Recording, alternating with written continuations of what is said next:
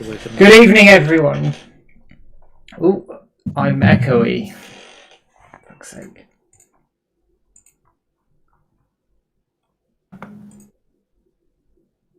Hello, everyone. If we're live? Yeah. Are we live? Yep. We are live. Carry on, James. I've got a problem with the mic. Okie dokie. Matt's apparently got some echo issues, so... so are we live? We are live. We are live, yeah. Okay, but are we live? We are live. So we're live right now, live? We're live, mate, yeah. Hello! So, in case no one knows who that was, that's Peter Campbell, the guy who used to watch stream before us and that trio on the Shenmue Dojo. So welcome back, Peter, to the old streaming... Thank you very much. Thank you very much for having me back, guys. It actually does feel good to be back. I actually did tune in a couple of weeks ago, and it was great to see you guys doing a great job. But I did notice the severe amount of baldness in the stream, so I decided tonight just to bring a little bit of hair for the occasion, just to represent those who still have a bit of follicles going on up, you know. Nice one, Peter. Yeah, I mean, I did have a haircut on Monday, so if you saw me on Monday, it was fresh off the shave. But yeah, Peter's back. Nice to see him again. I don't know, when was the last time you actually streamed them on? Oh, that's a good question. 2019, some stage, maybe the summer.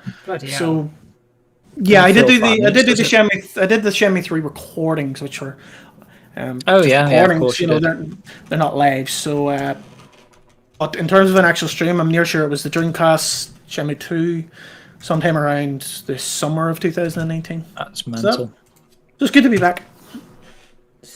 I've just changed the titles on YouTube.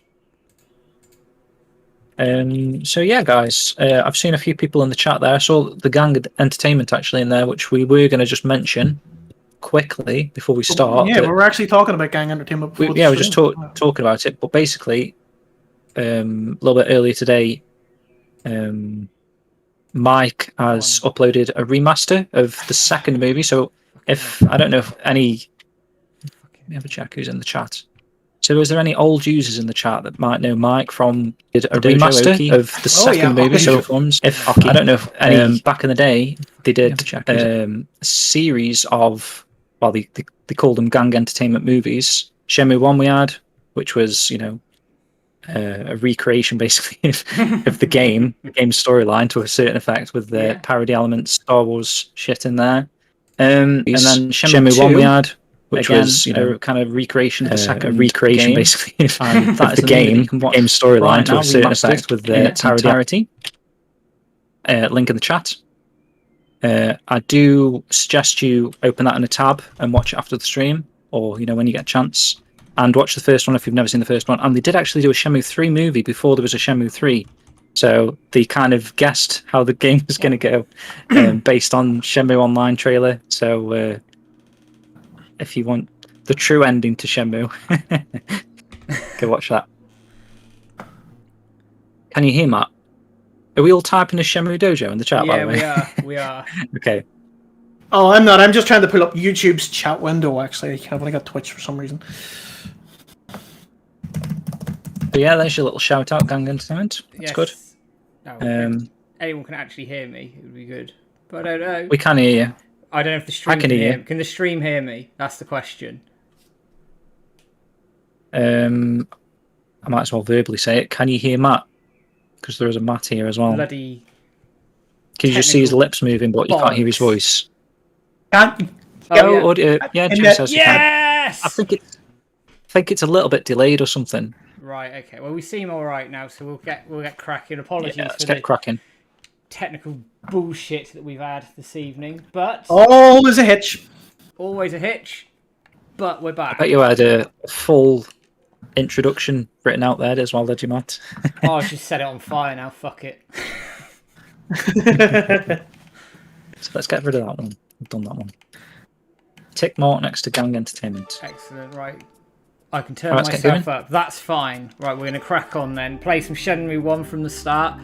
James, I know you've got a lot of Shenmue news to get yourself through. And Peter's got a lot of I'll read it off. There. I'll probably do it. Let's break it down throughout the stream. I'll keep bringing stuff up. Yeah, so just to clarify, Matt is playing the game. James is reading out the news, and I'm sitting here getting pissed up like a fart. Just for clarification, just might as so well. everybody knows what the order of business is tonight. Sláinte or Kampai. It's like the viewer base, but you can just see one of them. Yeah, I should have did this years ago on Thursday nights. This is amazing. In a few weeks' time, we'll just have everyone just watching, but you can just see everyone. Like one of those bloody COVID Zoom calls. How you doing, JB? Yanni X, Sliver of Sand we've got in here. Do I need glasses? Spaghetti's in here. Paddy? Oh, Paddy's in here. How's it going, Padster? I don't know if anyone else is in here, but no one else has typed, so... I've seen Retro Godfather over on YouTube. Shenmue Unofficial's on YouTube. Sliver of Sand's in.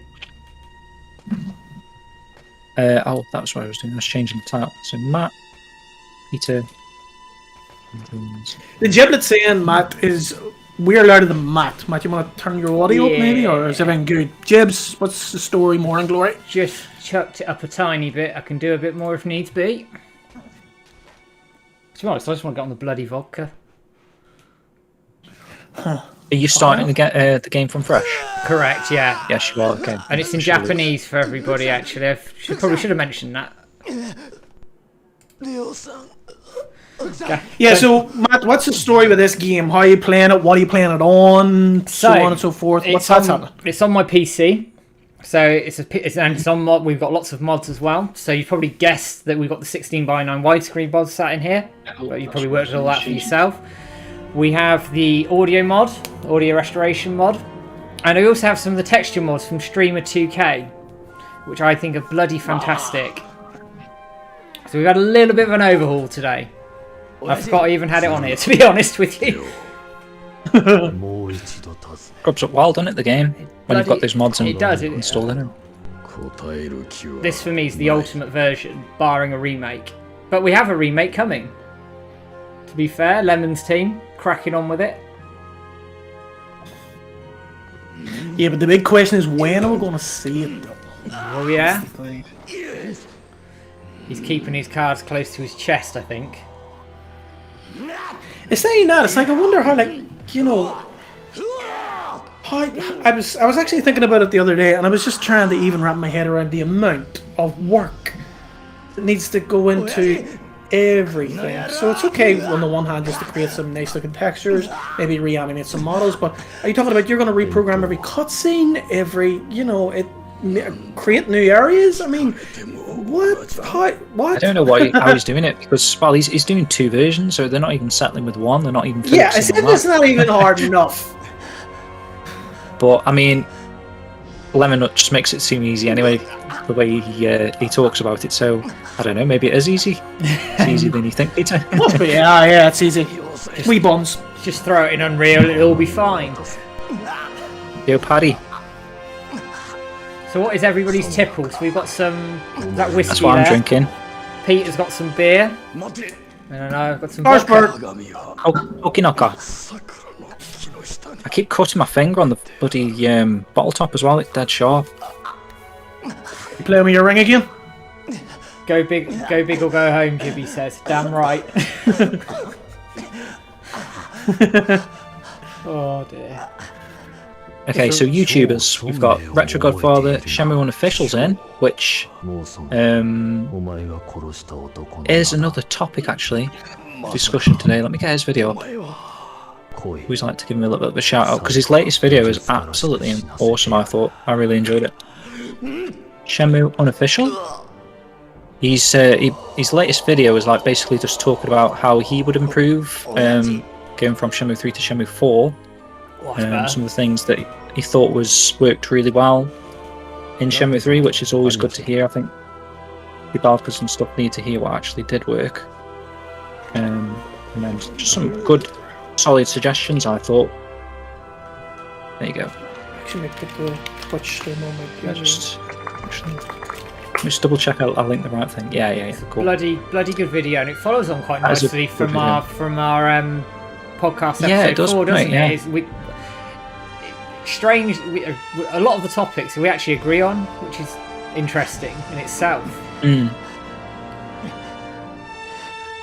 Oh, nice to see you, runners in chat there over on YouTube. Good to see you. You nearly caught that, mate. I think I started it actually on Monday, believe it or not, the Virtua Fighter stream, and I've only drunk it during stream, so nailed it, man. Coffee infused Jaeger the other day. It's not amazing. Is the Twitch chat a bit delayed, or is it just me? Seems okay on my end. What's the delay is probably us talking about what they're saying. Is that, no, Yeah. I don't know actually. Oh, them hearing back what we were talking about. Yeah, James, actually, can I ask you? So you can't hear the game audio, right? I can't hear the game audio now. Yeah, it's the same as me. I tried putting it on, but that means I'm having a conversation with two of you guys each. Yeah, this is what it's normally like. That's why I normally talk over the game, and there's some shit happening in the game and I'm just not paying attention. Peter, have you played VF US that has been released this week? What have I played? Have you played the new Virtua Fighter game? Virtua Fighter? No, I haven't, and I'll tell you why. And this is absolutely no disrespect to Yu Suzuki, no disrespect to anybody. I just never enjoyed fighting games. Anybody who watched me play stream Shenmue, you'd know that the free roam fighting is my least favorite thing about Shenmue, and that's just a personal preference. I'm more of an exploratory gamer. I love huge open worlds to explore. I love minuscule worlds like Shenmue 2. What's behind that wall? What will happen when I open that door? QTEs are a little bit exciting, but I've just never been a fighting fan. No, it's just not. I'd probably play it for like 5 minutes and put it down. Whereas fighting games specifically today are so esports orientated. Yeah. You need to be good. You need to be really good. I was about to say Yeah, at VF5. I mean, you've got to take it really seriously. I think because I started off just button bashing, and you have to block. You have to read the opponent's moves, and I know that's like the Virtua Fighter style, so that's just on me. That is for not having that sort of mentality either. It's just just pick it up for a bit of fun and play the arcade mode. But I know this one is like really online focused, so I mean, I've been enjoying it though. I mean, it took me 20 years, more or less 20 years, to learn Shenmue's basic fighting system, how to block in that. And once I got that, it was fine. But I ain't got 20 years to give Virtua Fighter. Sorry. I'd be interested though. I'd like to know what were your opinions on the new fighting system in Shenmue 3 then. Had potential. Yeah. But it, for me personally, two things. If you're just talking about out of the box, first of all, it was too slow. Or was it too fast? It was one or the other. I would need to. It's been near, like I say, I haven't played Shenmue 3 since my very first playthrough. But the thing I do remember specifically is impact. It was just like, like wave, like no impact. Whenever in the original Shenmue games, and I'm assuming Virtua Fighter, I'm going to assume that when you hit somebody, you feel like you're hitting them. Yeah. In Shenmue 3, when you were doing these crazy mad roundhouse spinning kicks, I think it was down to two things. Firstly, the animation, but secondly, the audio. I thought the audio could have had a lot more like in it. So when you're hitting somebody, it sounded like you were breaking crackers, and the animation was just, it was what it was. I'm not criticizing it per se because we know the budget, but it was just very, instead of. It's one of those areas. They openly said, and Ryan said to me in an interview, that they wanted to improve. They just ran out of time. Yeah. And it shows, doesn't it? I mean, I don't know. Obviously, throw moves being not there, it's that like a budgetary restraint, of course. But I mean, the whole system did feel like it was like halfway there, didn't it? It felt like. Okay. I think I was saying to Matt in the. I don't know if it was the last podcast or one of the other podcasts where it just felt like because we'd reached a certain amount in the Kickstarter money, they had to include a fighting mode. Whereas, when he was at the 2 million mark, he probably didn't even think about adding he was just going to have a story. I think he even said like 2 million, we'd just be able to tell the story kind of thing. But because we were like in between that 6 to 10 million, like at 10 million in his head, he was thinking, we'd be able to do a full-blown Shenmue game, but we kind of hit 6, so it was like not big enough for a full-blown thing, but you know, at a point where you had to include it. Yeah. If that makes sense. Well, that's the thing. It's not. It's like with mocap alone. You're renting out the studio, you're renting out the performers, and everything's doubled. Everything's doubled with fighting. It's not just you need to record a guy throwing a punch, a kick.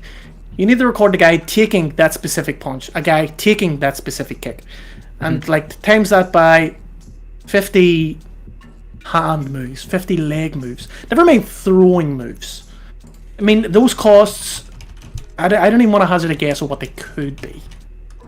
Well, let me think about it this way then. So, obviously in the first 2 Shenmue games, so say the first Shenmue game, how many moves is there? There's about 50 moves altogether, right? That's punches, kicks, and throws. In Shenmue 3, actually, and they're like 200 moves. Should come in handy. So, nice. So essentially, and what I'm saying is, like, if there's 200 moves in Shenmue 3, did they really need to do as many legs and punches? Could they have done some throw move motion caps if they wanted to? Didn't they say it was something to On do the with same budget. Something to do with the equipment as well, but I might be completely losing the shit over that. I might be wrong. I can't remember. 51. 51. 51, okay. And then Shenmue 2 obviously kept those 51 and added maybe another 30, 40? But just looking at this guide, there is also another part to it. You have the combos. So the animation flow of each of those combos, multiply that in with it. A 2 combo, a 3 combo, a 4 combo. Right. 2 and a also, 2 and a 2, 2 and a 3. Also, like the advanced, you know, once you hit the advanced bit, there's another animation for some of the moves as well, yeah. Okay. Yeah, there's no way you're going to do that cheap. No way. No, not a chance in hell. I was just thinking that this just feels like there's so many moves in the game. Obviously, everything's linked to the pawn shop system. Everything's linked to, you know, collecting Jobu-chan cards and get a move.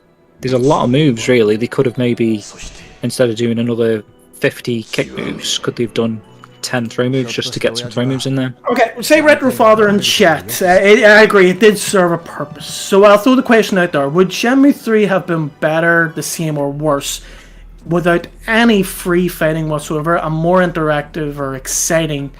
Replace every fighting scene with a QTE, for example. Yeah.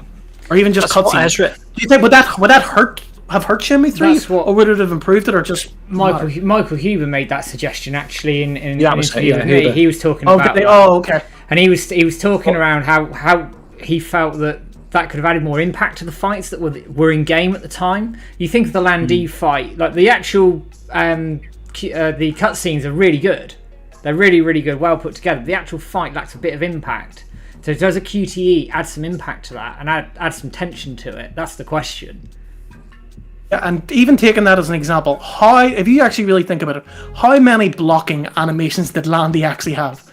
I can think of 2. 1, 2. Like 1, 2. Well, they did actually in the cutscene. He seems to do a lot more, doesn't he? Because he grabs his arm and flips him around and stuff. He does that kick where he sort of bends over his arm and kicks him in the face. Which looks really cool, yeah. Proper badass. So maybe they blew the whole budget on that.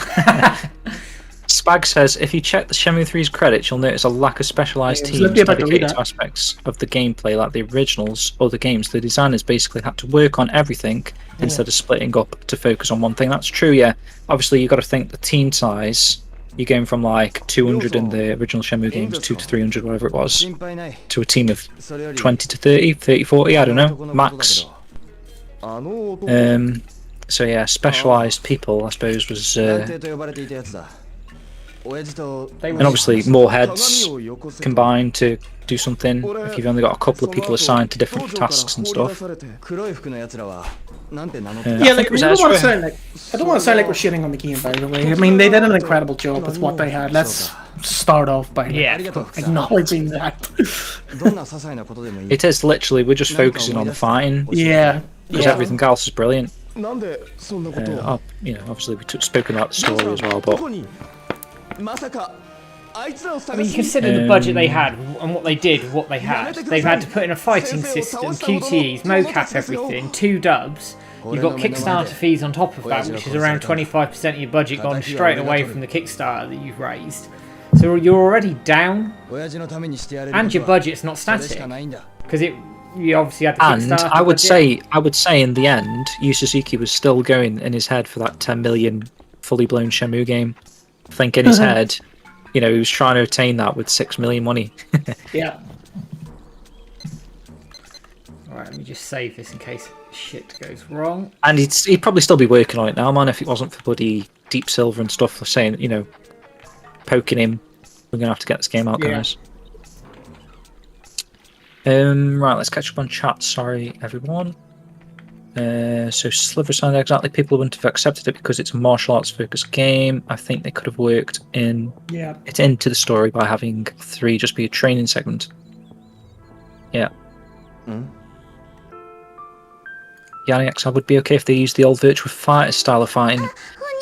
We still don't know the ins and outs like they do. We don't know if he would have been allowed to just bang in Virtua Fighter 2's engine or something. I don't know. Or whatever he used from Shenmue. And you've got to think, like, Yu Suzuki's always pioneering, and if he's got the option of forcing in an engine from 1999 or trying to remake something in Unreal 4, he's probably going to go with the latter, so. And also, I'll throw this question out. Do you think it's possible to be pioneering in the game industry without a major bankroll? I think it is. Yu Suzuki still is, though, isn't he? Because he's that type of bloke. He'll try and do everything with whatever he's got. So the project in itself, yeah. I think for me, depending on budget, of course, is if you've got a limited budget, I think you can pioneer heavily in one area, but it has to be that. I mean, look focused. what he did. Look what he did back with the arcade machines and those sort of stuff. He was using like 2D things and creating like 3D Space Harrier. In his head, nothing's impossible, is it? No, and I mean that's the measure of the man, isn't it? And it's also to a point. Where do you draw the line? Because you have to draw the line, especially when you're limited in budget. Something has to give.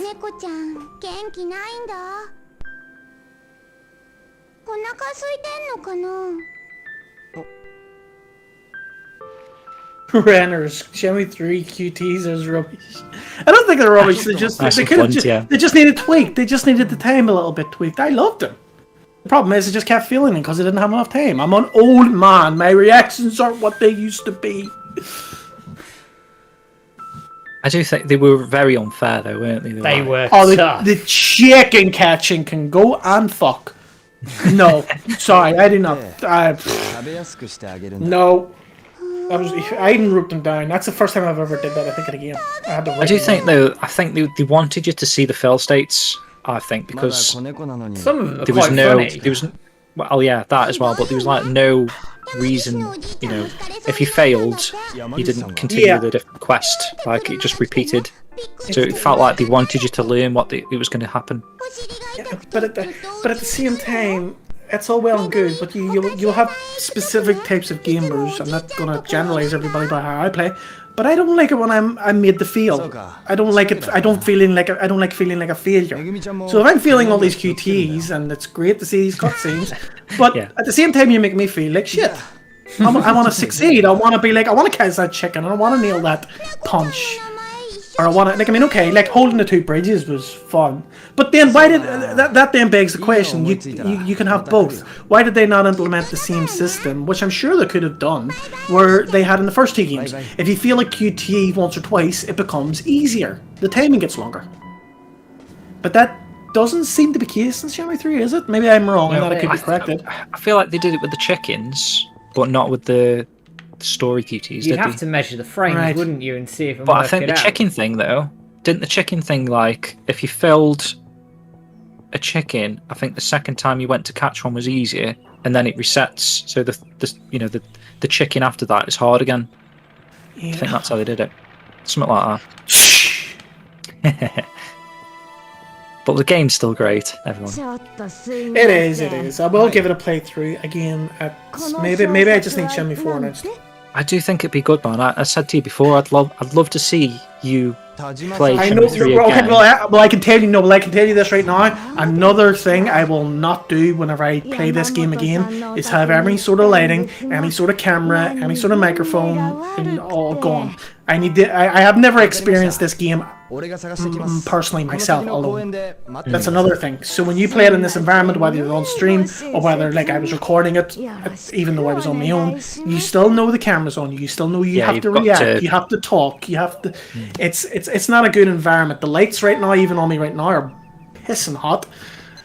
And headphones, littlest things like headphones, it changes it, so it does. So if I was playing that game again, I'm sorry, it wouldn't be on stream. It's not going to happen. You just have to make some notes. QTE notes. Who we got in chat? Ria Hazuki in chat is asking, is there any news on the Shenmue 3 Complete Edition being released as a standalone game outside the limited run collector's version? Quite simply, no. Question. We assuming... What, as in a physical box? Yeah, outside of the limited run games edition. Can I just stop you there, guys? Could you remind me again of what even is the complete edition? Because there's that many things I've ordered, I don't even know what's what anymore. So what's the complete edition? It's the one from Limited Run Games where it's like in a blue box with different artwork on the cover, and it's got like a replica of the Sword of Seven Stars. Oh yeah, yeah. Okay. Chobu-chan, Bailu-chan figures. It's got like a hotel flyer with a kiss on it. I didn't read it. I just clicked buy. So what exactly do you mean by complete edition? So it's got all the DLC with it as well. So the three. So the 3 DLCs packed in with the main game itself, plus everything's on the disc. All the extra. Because like Limited Run's all about like preservation of content in it. So instead of having to download the boat, the Bailu-chan, whatever it was, Battle Rally, that's all on the disc. Right, gotcha. So in 30 years' time, you've still got Shenmue 3 complete. And they're big Shenmue fans over there. Oh, I've got the Coca-Cola mod on as well. Someone's going to get sued in the morning. So let me read. Shall I do some news now? Yeah. So obviously it's Shenmue Day today. We've been tweeting out loads of shit all day, literally every hour. Like I was saying to Matt earlier, I was like, "There's literally no space for me in this timeline that you've done." I didn't bloody realise. I put it together and just thought, "All right, we'll get that going," and then shit. Fuck. So I've managed to cram in a few things. So basically, one of the things I crammed in was that we've sort of took over the websites for Shenmue 500K and Team U. We'll specify just the website. So, like, obviously, the 500K is a Facebook group, still thriving. It's still active. We've just took on the website. So if you go on to, I've got the link here actually. So it's just literally just Shenmue500k.net.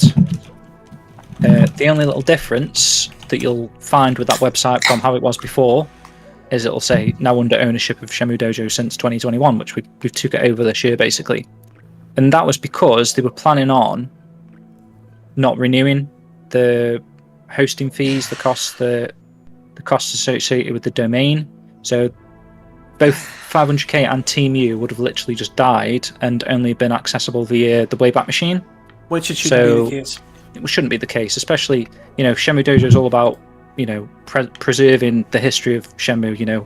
Peter's, when, Peter was the owner of the website, that was his goal. He was striving to make sure that the Shenmue Dojo as a brand is Shenmue. I was going to say a good word there. I forgot the fucking word. Like, not divinity. Museum.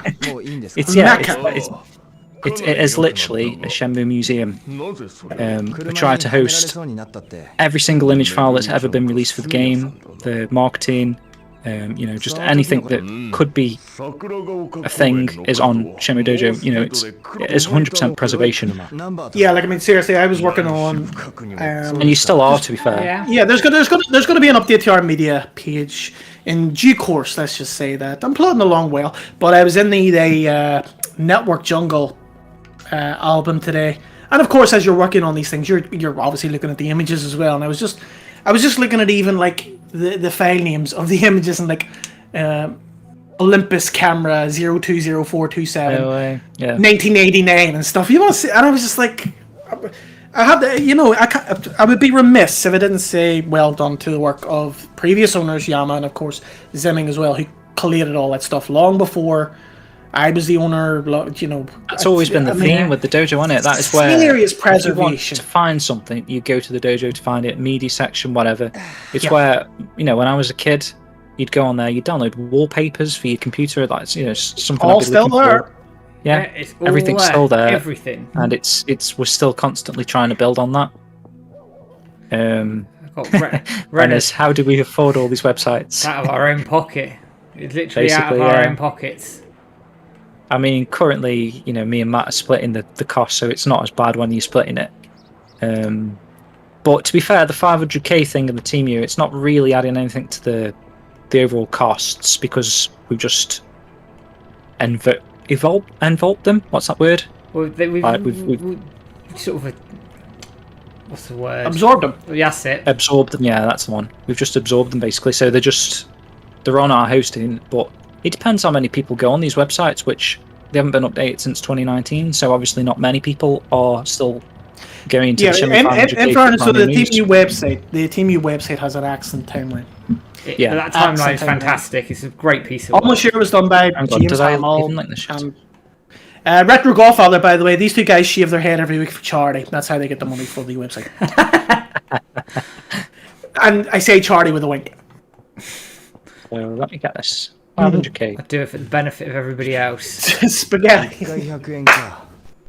Okay, I have to give a shout out to James Rayner, because as far as I know, he contacted the guys. The guys then contacted me, and all the links we had to say, like, the fan made games, the wallpapers, the Shenmue albums we have on their music, other things like that. Anything that you could download directly was actually not working, and I think James Rayner was looking Shenmue 0 this week. Yeah, he was. And when the guys told me, I went in and checked the link, it was looping back to the main page, but yeah, I done fucked up there. But we fixed it. Many thanks to partner in crime, Lemon Haze, got on the ball, got it sorted. We do try and stay on top of this stuff. I'm not gonna lie, when it comes to that stuff, apologies, but like, seriously, I love a fucking problem. I love a problem like that. I really do. That is the craziest thing, when you first take over a website and stuff like that, you're shitting bricks. Oh, shit. But see now, it's like any problem, which I still have on a daily basis with the work I'm doing now, it's like there's a solution somewhere in there, and I just have to fucking find it, and it's great. I love it. I'm in the wrong career. It's good that you're part of the team, though, man, because... What, you're actually going to flaunt hang on in front of me? What a dick. I'm going to log off. I'm going to log off. Wrong thing credited it in front of you. Oh, we got a straw poll. We got a straw poll. Love it. Straw poll, Jebs. Yes. What? I up there. Yeah. What is the best Shenmue vending machine drink? We're all going to vote for Fruit of Grape, aren't we?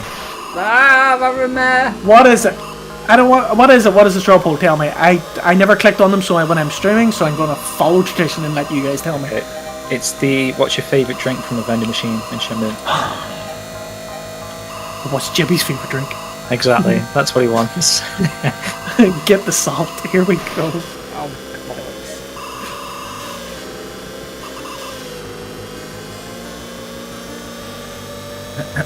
Don't drink and Don't drink and hang on, folks. Okay, Mike. Seriously, that like. I'm not obviously speaking for these guys, but like when I see old names pop up like Gang Entertainment or Rocky on the forums or any of our, I don't want to be hierarchical with this, but when you do see a member who you know has been there posting on the forums back in them days when we had we fucking nothing else. Facebook wasn't even invented. Twitter wasn't invented. The internet was beautiful back then. It really was.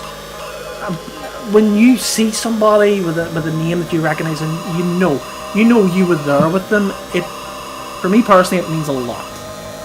It's weird when you think back what we used to do. Like on the forums, you just sat there. I just sat there pressing F5. Well, maybe doing other things. F5. And then as soon as like a new reply, it was the craziest thing. My weekends, like, no wonder it took me to 137 to find a girlfriend. Like, really, my weekends consisted of, on a Friday night, getting the drinks in to sit on the PC all weekend, ordering Domino's, getting pissed, F5 in general chat or Shenmue 3 news. There was either drama or just 50 to 60 people around this world just chatting, and it was beautiful. It really was. And Matt, that's no disrespect to you or anybody in chat who wasn't there. It's just one of them things. It was just memories into it. It's F5 and checking the post, and I got this. And that's why as well, one of the things I did. Paragraph post.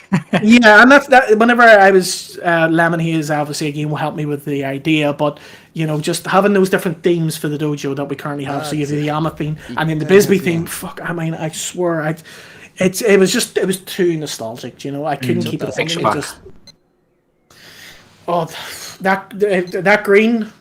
That green theme will just always be Shenmue Dojo. I'm banning 50 accounts because they spammed it and got banned, and then created another 5 accounts.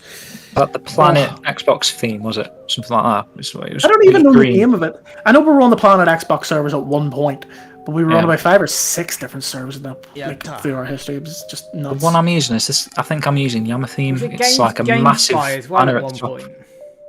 I'm sure Sorry? There's a GameSpy server at one point as well, wasn't there? GameSpy server at one point. I think we were on IGN at one point. Yeah. Planet Xbox. And then I think so. Those were. I think those were just basically free hosting servers that Zimmon could get in the day. Then when Yama came along, we just went straight for. Was it? What did you call Bluehost? Yeah. We just started paying for it. Hello, Iron Alpha on YouTube. I played this game. I bought a second Dreamcast to play Shenmue 2. Today, I do not even have a Dreamcast or a PS4. I played this on a Mega Drive. Oh, you must be on Hang On. And on Shenmue 2, yeah. Yeah, okay. Is Shenmue available to play on the Atari? Shenmue's too powerful for an Atari. Okay. Being on the forum during the early internet days was a magical feeling, says Jibby.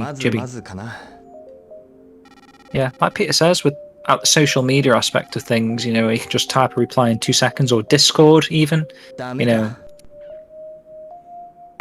It's like the innocence of the internet.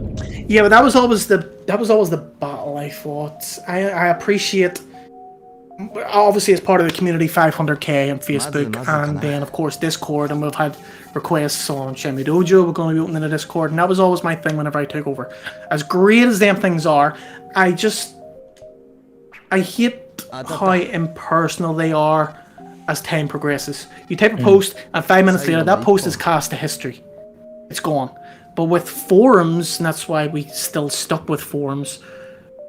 I mean, this week I went back to check on something on the old forums just by doing a search, and but it is just the modern day style of online communication where it's post, gone, post, gone, and I wanted more. I wanted to be a bit more substantial, so that's why I still stuck to their guns. Still took inspiration from the likes of Era or NeoGAF, the Legend of Zelda forums, which are still going strong. All the GTA forums, there's still internet forums out there, old school messaging forums, and I love also as well that we're a part of that. Like, I mean, we're older than GTA forums. I don't think we're older than the Legend of Hyrule. Is it? Do you call the Zelda site? I don't know if we're as old as NeoGAF, the original NeoGAF, but we're up there. Among the oldest on the internet. Easily. Yeah, we're up there easily, yeah. And I love that. I just love that fact, and I would always be a promoter of keeping that going. Yes. There's the other aspect to that is as well. It's public forums, isn't it? So over the course of the years, we've had, people from D3T hopped in on the forums, and and you don't know what they're doing at the same time. They might, even if they don't sign up, they could be reading people's messages. So all these things that we could talk about in the forums. I know for a fact they were. I know for a fact that people at YS were reading. YSNet were reading their forums. They're still reading the forums. They still read them now. 100%. Still, there you go. There you go. I'll go one better. A couple of them have made accounts. I won't tell who they are.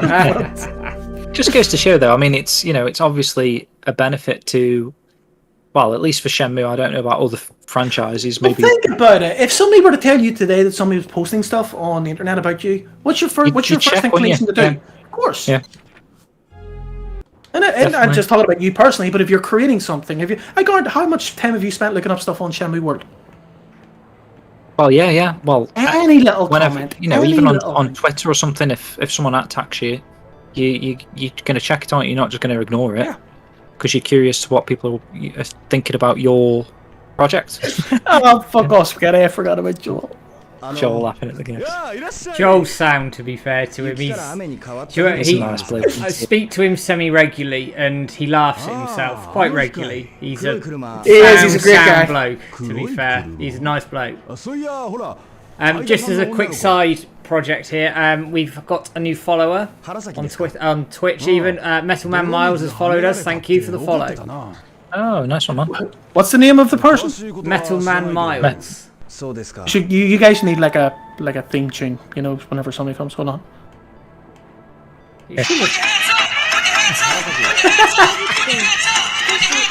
Got a follower. You could be the live bloody follower alert if you want. Thank you for following. I can spoil this actually because the interview's not happening, but I did ask Joel to come on my interview series, but for whatever reason it didn't happen. And we were going to line up a little video skit of me and him taking a big can of Fanta each, cracking one open. That would have been good. He was well up for that sort of stuff. It even got to the point where his wife had bought him a crate of it ready. No way. Gimme. Oh, man. Aaron, yeah, actually, it should be the Tomato Store's theme. Hey, yo. Shenmue Official, they should have added darts minigame in Shenmue 3. I mean, they kind of did have darts, they just did it in a weird way, didn't they, with the golf throwing the ball thing. I suppose they could have done a dartboard. I got excited when I first seen that. I got so excited when I first seen that, I legit thought I was going golfing. Even though it was just an arcade, I legit thought I'm going to whack it at that wall as hard as I can. And bit of mini golf. And then it was and he just throwing balls, and he just throwing golf balls. It was just basically a reskin of what they already had for the bucket and then the basketball game. Basketball, that's it.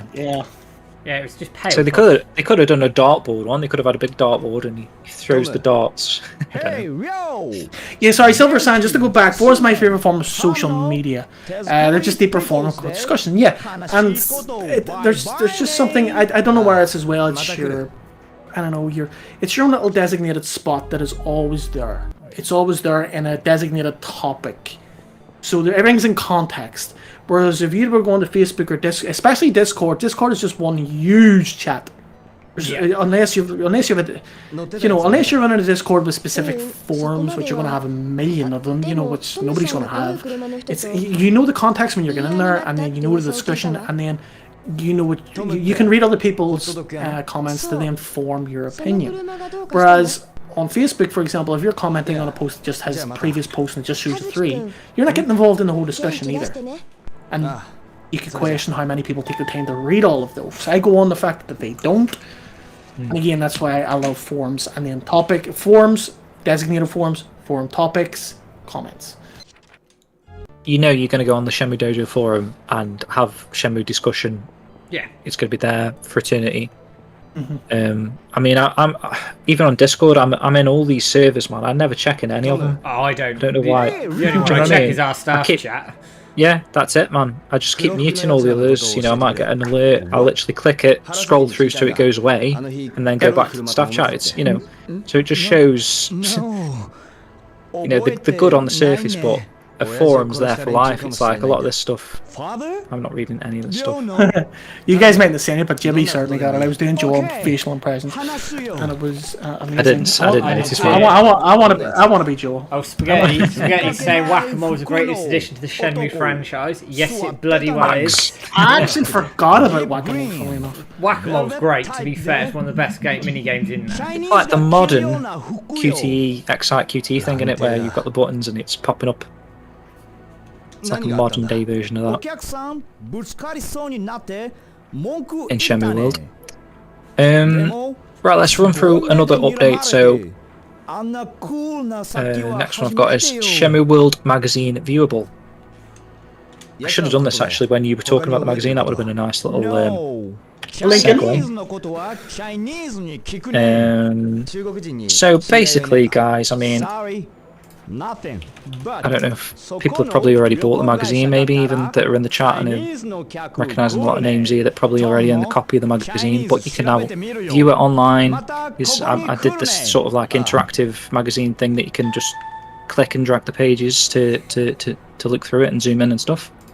And that's basically from that link there. So if you didn't back Shenmue World and you want to see what the fuss was about, you can view 166 pages of the magazine there.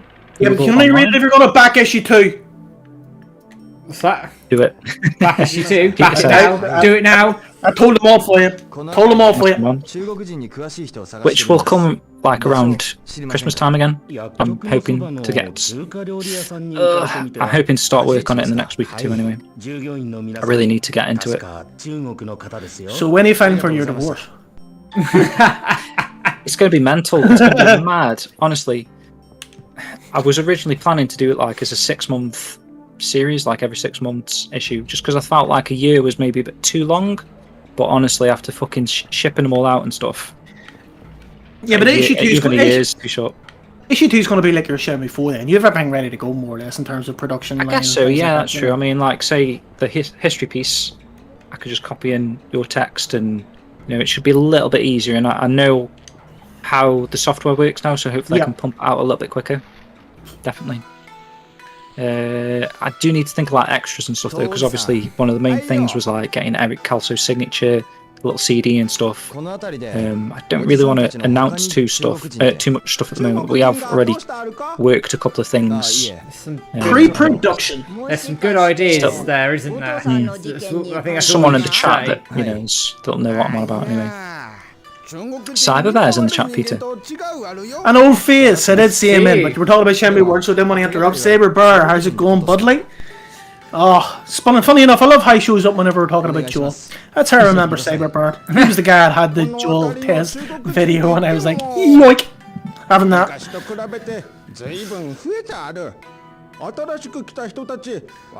What was he doing there? One of his little quick things. No, he had his recording. Saber Bear was. I remember like a reacting to that. No, yeah, it was basically a reaction video, but basically he was the only one I could find who had the proper, decent capture of the entire Twitch stream. True, yeah. I suppose no one really captured that, did they? Is it on? It is on Wisenet Twitch or anything like that? I don't know, but it's on the old forums. There's still a link to the whole thing on the old forums, because I was looking at it the other day, actually. Should ban that in the media section if it isn't. Download that. I will say, do you ever see these like Kickstarter t-shirts? I love them to death, brilliant, especially the one I got, but do you ever see they have that new t-shirt smell? I don't like it. Is that a fresh t-shirt on there? Just put it on tonight. Like straight out of the package as well, it smells like candle wax or something, I don't know. Having a kid around, man, I'm just so conscious of my t-shirt now, because she keeps like grabbing me ear by the neck, and I'm like, don't stretch my neck. I hate it. Keep pulling it back up every time she gets near me. When Shenmue 4 gets announced, would there be a Shenmue World mag made for it? Well, I'm just making. Well, the plan is to just make magazines once per year, regardless. So if Shenmue 4 gets announced, I could probably mention it in the magazine. Phil Silver on YouTube, did we ever find out who killed his father? If you're talking about Shenmue, it was Landy. I think unless he's on about Zhao Zhongming, of course, we don't. Let's see another. And could be, yeah. If you're talking about Jesus Christ, God is omnipotent. So that's if you believe in Christianity. Landy did it, Phil. Yeah. Fucking yeah. The answer's always Landy did it. The bastard. See a new name in Twitch. Jerky Toes asking, has anyone ever asked Yu Suzuki if every Easter egg has actually been found in Shenmue 1 and 2? It's interesting. I mean, Lemon Haze, you'd have thought would have found them if not. But I mean, we have got Easter eggs that literally were discovered last year. That wasn't that Nozomi fighting in the park thing. That was like last year or the year before, wasn't it? 2019, I think that was. Yeah. So there's always like little bits. I'm gonna say no. I'm gonna say no, and I would uppercut love. Like, do you know Switch's mod where you can clip through and stuff like that buildings? I'm always convinced that somewhere hidden in the game, on like the back of a texture, is like something, like a note. There's something still out there, yeah. Yamada-san. I mean, I do think someone would have found it. Who was pretty thorough? We were. Ducky. Ducky was pretty thorough with the games, wasn't he? Oh, Digital Dog. yeah, he was. And you'd have thought Landisi might have found some of these as well, with all the mods he was putting together back in the day. Where did the Nozomi thing just come about from? How was that discovered? Can't remember, Switch? you know. Or was it somebody in Japan discovered I it? think it was someone in Japan, and then Switch sort of publicised it, if I remember correctly. That sounds about right. I wanted the same guy that did the uppercut, or I think maybe there was an interview with someone that worked on the game that said there was a hidden uppercut, and then that prompted someone to find it, or something like that. It's like, what casual gamer can find this stuff? It's even like speed running. Who found, like, I mean, whenever you were speed running Shenmue 2, it's like, who found the, like, map glitch? You know, it's... Yeah. What were you doing that day? Here. Yeah. What were you doing that day? You just dicking about? Did you find it by accident? It's like, I wouldn't even know where to start. Speedrun Sundays. I remember those. Just with the days when Peter shaking Yeah, I hope his you head enjoyed them, going, because I fucking didn't. there was one day where you won for a really good time, man. We felt like you were going to get the world record, and then something fucked up, didn't it? Yeah, and then Off. and then a guy like came along like a couple of months later. I can't even remember his name, and just obliterated it. Is it A1? Maybe just, like, Is it A1 Majors? A1. was it A1 Nature? I think it's A1 Majors, the record holder. I might be wrong on that, and someone can check it. I think it was. I think he was always in the chat one team. Watching I actually did a bit of speedrunning the other day, funnily enough, on the re-releases. I wanted to check the... I just couldn't get it in my head what you guys kept on talking about whenever you would say the Guilin music was changed. I couldn't really hear that in my head. And I know Blue Moon would always talk about it back in the day. But I didn't remember the game enough to Which piece do you mean, man? Okay, so whenever you're arriving in Guilin on the boat, there's an Eru playing, I believe, in the original, but then it was changed in the Xbox version. It was. So obviously the re-releases, yep. So to test it, I pulled up Dreamcast footage on YouTube, and I just needed to hear what was in the re-releases. If anything, it's for the project, you know, I'm hoping to get back to soon with the recording. And so I had my last save was friggin' 9th floor of the Yellowhead building or something, so I had the star glitch all the way up just to get through the Dojo fight and then get the cutscene with the boat in Guilin, and it is different. You remember, I mean, this is a bit, it might not be the case, but I was saying to you, you sent out the, you know when Shenmue 1 and 2 was released in Japan and it came with that soundtrack? You Jimmy?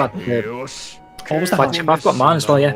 But you had the what FLAC, you know, the FLAC files you had of the Shenmue 1 and 2 soundtrack. Oh yeah. And it was the was it that then? Maybe not then. I'm thinking of something else then, I think, because I was thinking of, you know, when you arrive in Niawu and it plays the Sega Saturn music.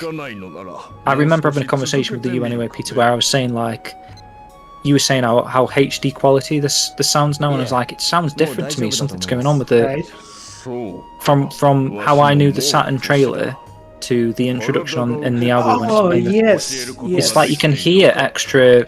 There's like a weird sound going on in the background, like a doom da doom da doom da doom da doom da doom. There is 100%. There is something in the back, but then they probably compressed it down to hell, didn't they, to get it for the Saturn video? Yeah. So I was just used to hearing that, and then it just didn't sound right in Shenmue 3. I thought.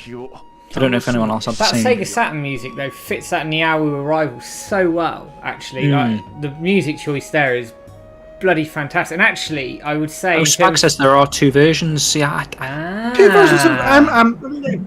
again, I haven't played this in like 2 years. So when you first come into Niawu, there's a cutscene, and it plays that Sega Saturn footage from Shenmue 2 over that. I remember that. So what specifically is it? So Spags has said there's two versions. Different instrumentation. Is there some that's different what I heard. games or what? What are you talking about? A soundtrack or? Comparing to, Cheers, obviously we only Paddy. ever heard the Saturn version, didn't we? Oh, he's off, is he? See you later, Pads Pads. is Later, off. Pads. Take care, man. Yeah, obviously we had that Xbox version of the Shenmue Saturn Okay. trailer, and that's the only way that we heard that song back in the day. And maybe like Zimming uploaded that to YouTube, and you heard it a load because it was an amazing piece of music. And then Shenmue 3 came along, and we arrived in Niawu. And in fact, it was because we had the back of demo, didn't we? And we ripped all the music from the back of demo, and it was one of the songs on there. And we were saying, "Oh, listen to how this sounds amazing now. It's so crystal clear." And I was listening to it, and I was like, "Something doesn't sound right, though. It sounds good, but there's something else, like an extra, like Spag's saying, like an extra instrument. It's like an Indian sort of like donga donga donga donga donga in the background." Oh, okay. I was thinking that bit where it goes. For some reason, that bit's in my head. I think it's early on. It's like at the introduction to the song. I'm just looking at chat again very quickly. Kodai name is in YouTube under the name of Escutan. Nice to see you. Who's doing what with the who? Ah, Hey, Kodai name here. Oh yeah. from the Escutan. forums. Oh, Escutan. Good name. How's it going, buddy? See, Spags has got all the info. He says, not sure if both actually play in the game, but both versions were in the files. I know, Spags, you were Add some missed. music. Chris, you were missed. He knows way too much. He's been sat there in hiatus just doing all of this. Yeah, He actually works for Wisenap. Yeah, maybe so. he's He's got some time off. He's just chilling with the homies. he's spying on us, feeding back all the shit we've been talking. もう少し遊ぶか We need an announcement, guys. We That's do. another news. Another need new an piece of news. Oh, you mean like? I was talking about Shenmue 4, but I'm not shitting on the parade. Rock on with some more news you have for Shenmue 10. Right, here's an announcement then. So Sega, I think it's Sega Europe, have just made a video with Adam Korolik, and I was watching it earlier, and it's all Shenmue talk really. They're asking him やっ like ぱり what his favourite game was, and then that just sparks the conversation into Shenmue, and then you see this. He goes into stuff on Yu Suzuki, the remasters. Obviously, they went to Debuta Street and stuff like that. So if you haven't seen that video yet, it's on Sega Europe. It might even be on. I know they like to post stuff twice, don't they? They use Sega Europe and Sega America. Yeah, I think it's certainly on their YouTube page on Sega Europe, and I wouldn't be, it's all over Twitter as well. Actually, you just put the link in, James. Good Nice video, one. yeah. It's a good one to watch. Just nice seeing Sega talk about Shenmue again. So I thought that was worth talking about. So I've got 3 pieces of news left. I don't know how long are we going for, Spud? As long as When we you do the want. giveaways. I was going to say 11, but I could probably push to half, but half will be my cutoff. Half 11, by the way, not half 10. That's all right. We've got plenty more whiskey of out then. time then. Phil, Peter, that sounded like you were Batman. You were singing. Do you know what I read that comment? What I thought? You ever see the Only Fools and Horses episode where Dale Boy and Rodney dress up as Batman and Robin? Yeah, with the smoke in the background. Yeah, we came in going down everything. I will do a giveaway. Actually, I would have introduced them earlier, but technical issues and my foot going up my. That PC. reminds me. Hey, your internet's been good since. Yeah, it's been fine. Yeah. Piece of shit. Hold Peter, up. what were we saying? I've got an item to show you guys. Now, you guys can do this yourself. We have actually talked about this for ages, but I don't think any of you have did it yet. And I have a feeling when you see it, you're going to do it tomorrow. Hold on. An item, a Shenmue item. Fucking food stock. What's he doing? Oh, look at him with the bloody scripts in the background. Fucking yeah, raid his house. 今 I 日の wish I could like just stick my hand in the screen and just fucking Get grab happy. them. That's not it. While Peter's doing that, I'm going to do the giveaway. Oh no, he's back. I'll wait there. He's back. Oh no! Oh, no. So for any Shenmue collectors out there, I mean, you don't need to spend a lot of money. You don't need to do this, so on and so forth. But all you need is a little bit of ingenuity, and you will have yourself what is deemed a rare Shenmue item. I finally got the demo guide printed out. Oh, lovely. Oh. So this would be the one for anybody who doesn't know what this is. we all got this PDF document from the Kickstarter, or was it the demo? Yeah, whenever you got the demo. The cool thing about this was whenever you would go into anywhere like Gamescom, E3, so on and so forth, and you went into the Shenmue 3 demo in July and August before release, they would have that sitting on the desk. And as much as I tried, they wouldn't give it to me. But then they released it anyway, and I mean, it's perfect. It's just perfectly formatted. You just go to any printing online service. I think it cost me like £7, and they were decent enough to like to send me two. But I noticed, I just noticed why. I wonder if you got the same company as I used. No, they made a mistake actually. That's why. That first one is smudged. I may check that second one. So yeah, like even like the arrows and stuff, it's perfectly like formatted. Oh, that's really cool. Yeah, straight over the spine as well. Yeah, over the spine. And I can't remember what. I need to check this one. No, so that one's fine. So that's why they sent me to. But yeah, it's just a great little collector's item you can do yourself. Renaissance giveaway. A giveaway, yeah. And I'll give you the mistaken one. Yeah, so I'll show you what they did. They did that with the first one. It's super fucking big black. The printing, yeah. Yeah, I thought they were just being decent. Clearly they weren't. But was it digital something you called them? I can't remember. But everywhere else was like charging £150 just because I was ordering one piece. Yeah. But it took me a while to find these guys, especially because I need a UK one. And because obviously you felt the demo guide. Does it feel the same, paper-wise? And paper-wise, yes. I think the front cover though they use some sort of shiny. Do you know for like do you know like the Rio and Shenmue? I think there was a shiny thing to it. Which you know what Shenmue Will thing I did with the yes. The problem is I don't know for sure. I would need to get one of the originals, so I can't. So it's stupid really worrying about it, but yeah, I mean, that's not something. That's not something like woohoo! I've got it. You guys in chat, just check your Kickstarter emails. Or did we upload it to the Dojo website? I think we did. Yeah, it's on the website. It's on the Dojo media section. You just download it, and you're sure it's 27 pages. I can't remember the name of the company, but. Yeah, and the one I had was like £7 for £7. Bloody nothing, is it? I'd do that in a heartbeat. Yeah, and like you're gonna have yourself now. Obviously, the original ones that were sitting on the table were like rare items, but to be fair, that's all they did anyway, innit? That's all they did. There's no, you're not gonna be able to tell the difference. And obviously, at the time, they weren't allowed to give them away because it was probably spoilery. Yeah. So and they needed it for another show, possibly. And they needed it for another show, so the demo wasn't released yet. But no, I mean, you could obviously print that off, and then you have a decent job. Actually, lovely Shenmue item. It's really like innocent. Seeing that, man, the collector in me is like, I'm not going to settle until I've got one now. After seeing that, I'm just going to email Joel or send us one. Yeah. Oh yes, Yannick 7. I miss Peter's couch. Who was it? Nice to see you, Shenson. Nice to see you. Who the fuck is Peter? Jibby says. Good point. Irish Jim Ross. Good God Almighty! They've killed him. Oh, you were reading. I miss Peter's couch. Yeah, but who was it that used Corsair? Corsair used to be on a Thursday night, and every time I would get up and go away, he would just say "Couch Sama." Couch, but it's little things like that make a stream great. It makes a chat great. I did miss you guys. Give me 2 seconds.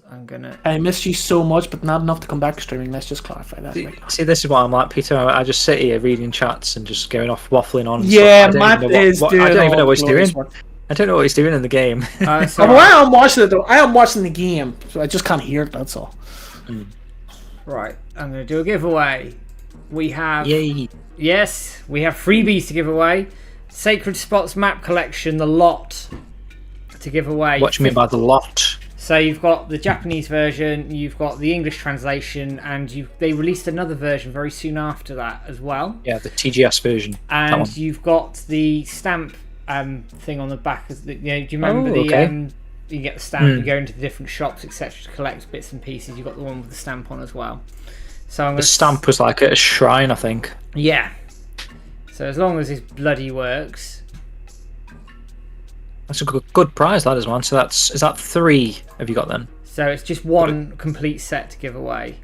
Yeah, but I mean 3 in the set. Yeah. 3 in the set. Yeah. So exclamation mark raffle to enter the raffle. It looks like it's already kicked in on the chat, which is good. I'll try. Yeah. I'm just going to refresh it on my internet browser because it seems to be in. Same with YouTube, by the way, guys. Just exclamation mark raffle in YouTube chat and it'll pick it up. There we go. That's fucking better. Right. Excellent. We shall carry on. Very good. So let's do a little bit of a news thing then while we're waiting. I've got a Suka Pass update to talk about. Let me bang that in there. So that has just been released today as well. Oh, hang on. Chat's getting a bit spammed at the moment. Yeah, all bundling in. There's the link anyway. So with this release, I mean, I could probably show it. No, I won't bother. Cheers, Gang Entertainment. Nice to see you popping in. I will be getting you on my interview series soon. I'll be in touch. Oh, we're missing a social B thing here. Hang on. I'll bugger it. I think it's because it's 10 o'clock. I did something at 10. Let me think what it was. Oh, Suka Pass. Okay. Suka Pass update. Yeah. So so this is the Nozomi's messages update. It's basically to talk a little bit about what did you use the passport back in the day, Peter, on the Dreamcast? Oh, we can't hear, man. I'll do that sound effect again. No, not that I can remember. Okay. But what I will say in regards to Suka Pass, I won't be downloading it, and I don't mean any offense by that. It's just because this is just a little bit of a segue. With working on it with you and the great guys behind it, Switch and Shenmue Forever and stuff, it's like I still have the 1.0 version. You still got that. You don't want to upgrade. Yeah, I've got the original historical piece on my phone. And I just know I can't delete that. I can't update it. Did you create a new upgrade in your phone?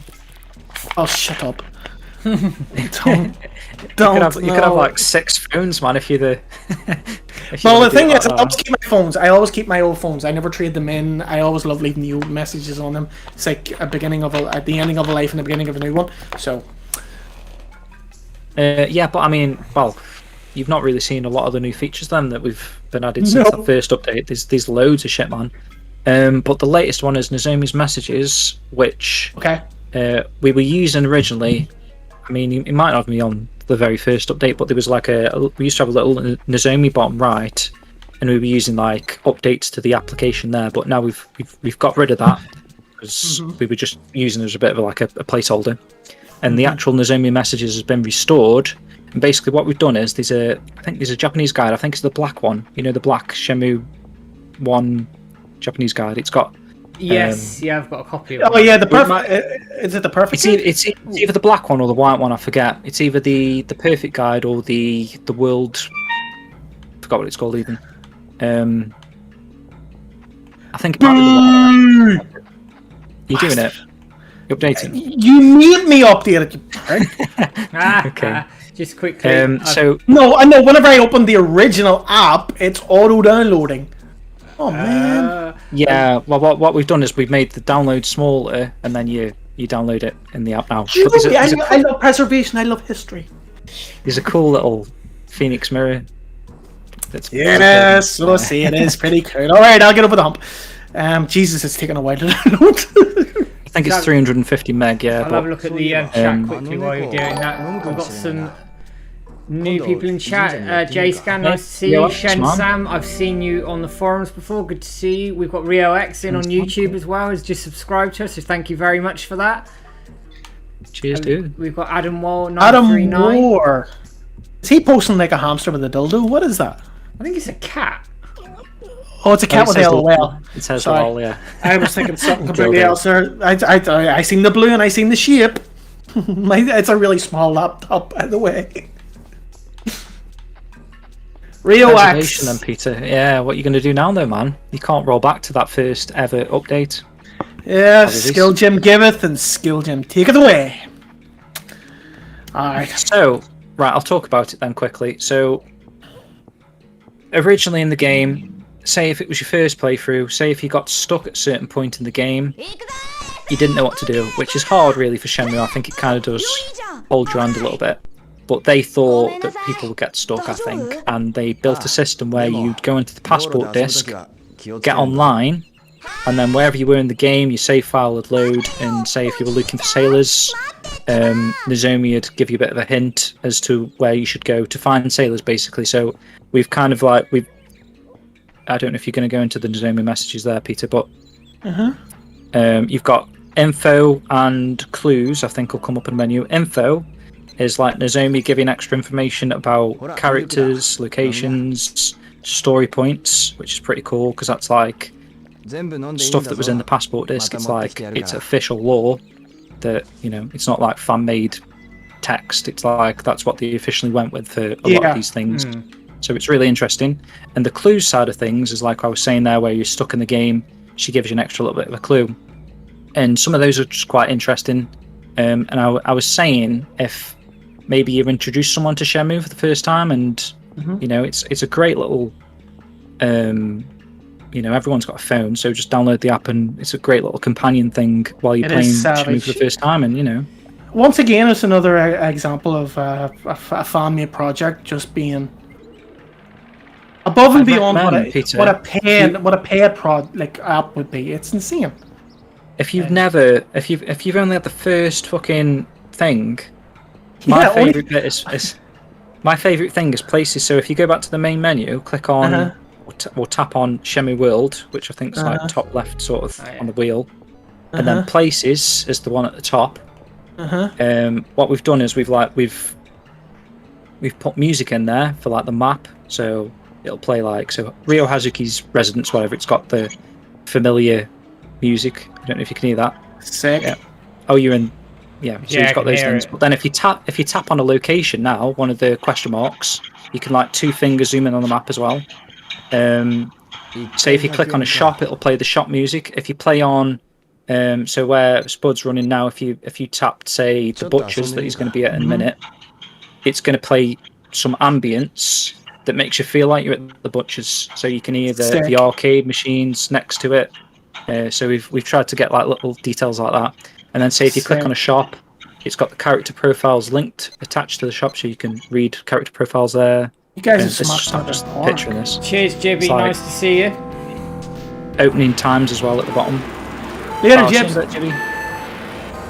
So yeah, if you want to get that, did I link it? I think I linked it. Yeah, please, guys. I mean, that's insane.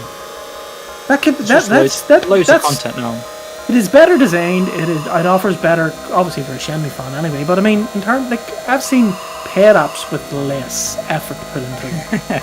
Switch is really, honestly, he's done so much work with the code and stuff. Because I don't code. I've just gathered all the stuff, and we've just discussed how it would work on a phone. And James, there's a little story from Monaco. If you remember, Mr. Suzuki himself has seen this app. Do you want to talk about that?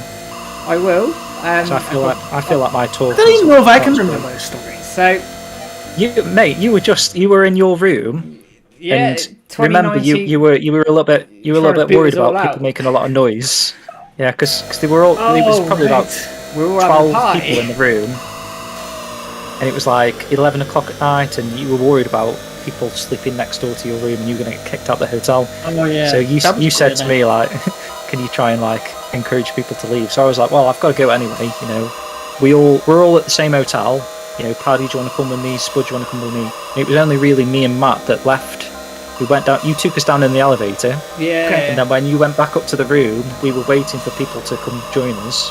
And while we were waiting, all these Japanese blokes like walked past us in the lobby of what was your hotel called again? The Fairmont Hotel. Yeah. So we were like facing the exit doors. I can picture there was a table, you know, some seating sort of things around us. I feel like there was like some sort of, not a fountain, but something in front of us, Matt. I don't know. Yeah, there was like a car park. There was like a car park, like a not a car park, but there was something in the lobby, wasn't there? It was in the lobby, and it was just before. There was like something in the way. You had to walk around to the side to get out. I think it's just a pillar. Yeah, it's just like a big display. Like a big display thing, yeah. But we were stood there and all these Japanese blokes came past, and I was facing Matt the opposite way, so they were coming, and he's looking over my shoulder and he says, "Yusan," and I looked at him, he said Yusan again, and I turned around and saw all these Japanese blokes, and then I saw Yu Suzuki walking fucking right past us in his stripy top that he was wearing a lot of the time. Yep. And he clocked, I think he clocked Matt, didn't he? Yeah. He came on over. And you said, Yu Suzuki, he kind of walked on over, and we were just stood there in silence, like, when you meet your fucking idol and you don't know what to say, you're like, that kind of shit. And I was like, I'll just pull my phone out or iPad or something. I was like, it was your iPad. It was your iPad back at the time. You don't. Yeah, was it iPad? Yeah, you don't know how much English. I know a lot of people saying like he does speak more English than he lets on, but you're in that mode where you think like, it's a Japanese man. How do you communicate to him? So I just got my phone out and I was like showing him a bit of Sukapa's here, and he was like nodding and smiling. He loved it. And then he said, "See you tomorrow," or you know what I mean. And he just walked off like that. And then after we were talking, it looked like maybe he was heading to the toilet, so maybe he was a bit desperate, and we were stopping him on the way. He was asking for a demo.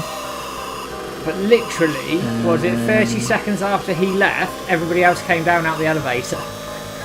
It wasn't even that long. No, Honestly, it was like 10 seconds. Bugger. It was about 10 seconds. As soon as he went around the corner, I saw Tim, Sheephead, I saw you, Paddy, and they were all coming over and were like, "You won't believe what the fuck just happened, man." That was like the most surreal experience. I can give you a funny story. Who wants a funny story? Anyway. Yeah, that was go the on. most surreal thing Let's tell funny stories. I can tell you a funny story from the Kickstarter dinner if you want that. Go for it, man. Do it. This will be interesting for everyone in the chat anyway. Yeah, so Kickstarter dinner was actually turned out to be a full day out with Yusan and all of us. And we at the end of the day, Yusan took us to a Chinese restaurant in Tokyo, and we had a private room upstairs in the restaurant. And you walked in this room, it was a pretty big room. There was 12, 13, 14 seats around a huge circular table, and then on the circular table is a rotating spinning roof. So when all the food was brought out, you could spin it in that. Anyway, so I was sitting. I took my seats. I don't think there was no assigned seating. Yusan more or less sat facing me over in that direction.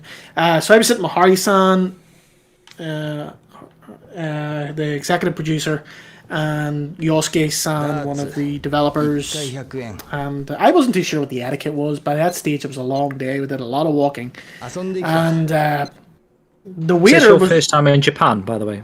Yeah, so it's the only time in Japan. And the waiter came over. We all took our seats, and the waiter came over. And I was the first to be asked, "What would you like to drink?" So I kind of thought about it for like a half second, and I just thought, fuck etiquette. Beer. Did you get us? Guinness? No, right. Beer. So I didn't care. Yusan was paying for it as well. That's why I kind of paused for a half second, and so that was fine. Then sure enough, everybody was like, beer. So then the food comes and everybody's lashing the gargle and the love and life. The etiquette from the start of the dinner has kind of gone, and now the food's been out. It's like party time. Everybody's just moving about, walking around, talking.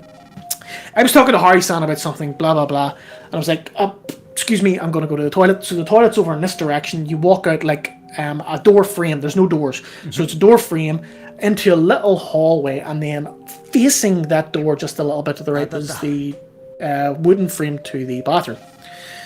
Now, I don't know about you guys, but as a guy, there is that universal uncomfortable feeling about taking it out with another man standing at a urinal, and you just kind of have to go with it. Yeah. So I just said, "Yes, Hari-san, I'm just going to go," completely oblivious to what's going on, and I walk out, and I just walk in the door, do that little look in that you do, and I just seen the black t-shirt and the black khakis, and I was just like, "Oh fuck you, Suzuki's taking a piss. I can't." I stood can't. next to him. That is probably no. This is the thing. I froze at the door. He didn't clock I was there, and I kind of backed out quietly to into the hallway, and I was just kind of standing there. And we had a lot of beer, and I was just like, I cannot stand and get my John Thomas out beside Yu Suzuki taking a piss. It's not going to happen. So I kind of just stand there and was doing a little dance because I don't know, I needed to go to the toilet. And then Hori-san comes out and he goes, "What are you doing?" And he did that and he just looked at me, realized what I was doing straight away, and he just laughed and went, "Ha ha ha. It is a great honor to piss with Yu-san." And I just went, That's what he said. "Fuck that." Yep. Then Yu-san walks out, "Yu-san, oh, fucking hell, I was down for a piss, but no way I could do that." It's surreal because like Yu Suzuki, he feels like a god, so you kind of like just talking about him, just stood there having a piss in the urinal. It kind of brings him down to like, could you imagine a human being level? Could you imagine the sheer awkwardness? You don't even speak the man's language. He doesn't speak your language. So it's not as if you're even gonna manly talk shit to be like, "Oh, did you see a football game?" Because you're standing shoulder to shoulder taking a piss. Could you imagine how awkward that would have been? There was not a fucking chance. I would have rather wet myself out in that hallway than go in there. Or splashed on his khaki shorts. Ah, Jesus Christ. The worst of it is, that would, oh god, yeah, I would never have thrown them jeans out if his splash had to get on them. That's like biting better than signature. That's creepy level, man. That's cool, though. Just so I love stories like that. The competition's just closed for the maps. I will draw it in a minute. Post piss. It's that thing. It's like now you think like, oh, it's just like us. He just goes to the toilet like we do, Yeah, that's what you get over really quickly. If you ever had the pleasure to meet Yu-san, he's a man. He's a lovely man too. He's not a celebrity. He doesn't think of himself as a celebrity. He's such a humble man. I don't mean this in a disrespectful way, but you do have to take his age into consideration. It's just like talking to someone from an older generation. That is it. He will listen to you, what you have to say, even if he doesn't understand it, and he will be pleasant towards you. That's simply who the man is. He's an absolute treasure. And sort of adding to that, I will never forget Monaco when we were all over there, and obviously you queue up to get your stuff signed, and they were saying one item, and I vividly remember Yu-san turning around and go, "No, I'm signing everything. Screw you all." And he sat there and signed absolutely everything. And that's a measure of the man and how much he actually cares about the fans. He didn't have to do that, but he still did. He doesn't. It was nice. Like, I got my Timex watch thing signed, the box, and you could tell he clocked what it was. He looked at it, and he knows probably how special of an item that is, and you could see him smiling. He like lit up just by seeing that someone had that, and he was getting that signed. It's he's such a nice bloke. He is genuinely just from when we met him in the lobby, and someone could have, like another celebrity probably just been snobby and like just walked away like, "Oh, for fuck's sake, no," like Ricky Gervais sort of style, where he's like, "For fuck's sake, more fans," and just walks off. No, he sat, and the thing is as well with those signings, and we've all been to them. He will sit and he will shake your hand and he will chat away with you. He'll sign your stuff, and I don't know. It's a measure of the man, I think. Actually, having been lucky to have met him twice, which is phenomenal, to be fair. I'm having a quick look at the chat, and we've got Caesars on YouTube. Nice to see you. It's another new name we haven't seen before. John in YouTube as well was asking when Shenmue 4 is getting announced. No idea, but who knows? Get on Twitter. Hopefully E3. Get on Twitter, never know. hashtag E3's let's coming up get next week Shenmue 4, and make it known that you want it. Because that's how we're going to get like it. Retro Godfather says there, man. Yu Suzuki comes across as a lovely fellow. He does, yeah, like he does. When you see him in the interviews and just all these conferences and stuff he's done, he looks like he loves what he's doing. He looks like he loves being there and seeing all this love for his game and all the sport and stuff. It's heartwarming. And that time when he was cracking open the bloody Shenmue world in that Twitter thing, tweet, and just big smile, big grin. It just looks like he loves his fans. We have a winner for the sacred spots. Yanni X has won the maps. Well done, Yanni. I've already got your details, Yanni, so I will get those out to you early next week. But we have something else to give away. Just bear with me a second. Rhino says Virtua Fighter is decent, to be honest. we have a Ryo Hazuki t-shirt to give away as well. 10 minutes on this one. Wow, I won again. Should be popping up in the chat. Yeah. Yanni X, it's these regulars that keep winning, man. Well, if you turn up, you enter. ! Raffle to enter. And there's an opportunity to win something. Cesar's Emir in YouTube.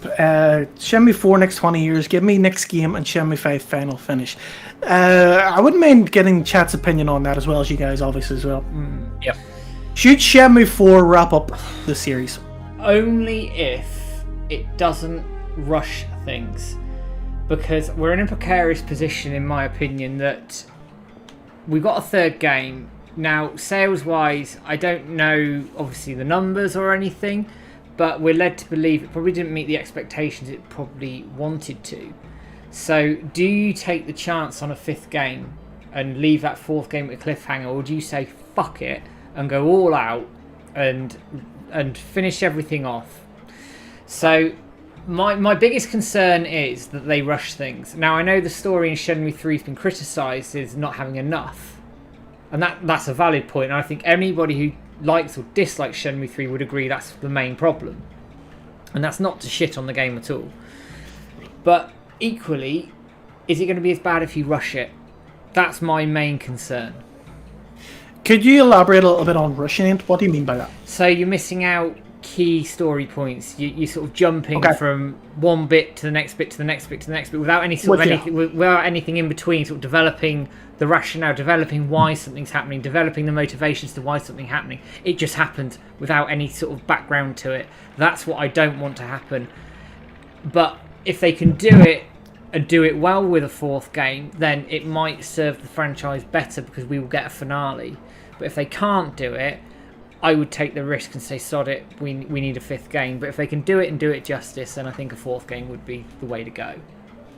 I mean, from my point of view, is Shenmue 3, not a lot happened. So I just feel like just thinking that Shenmue 4 would be the last game feels like it's rushing just from the get-go, just because, we've been waiting for the story continuation for so long, and we got it, but not to the extent the fans actually wanted.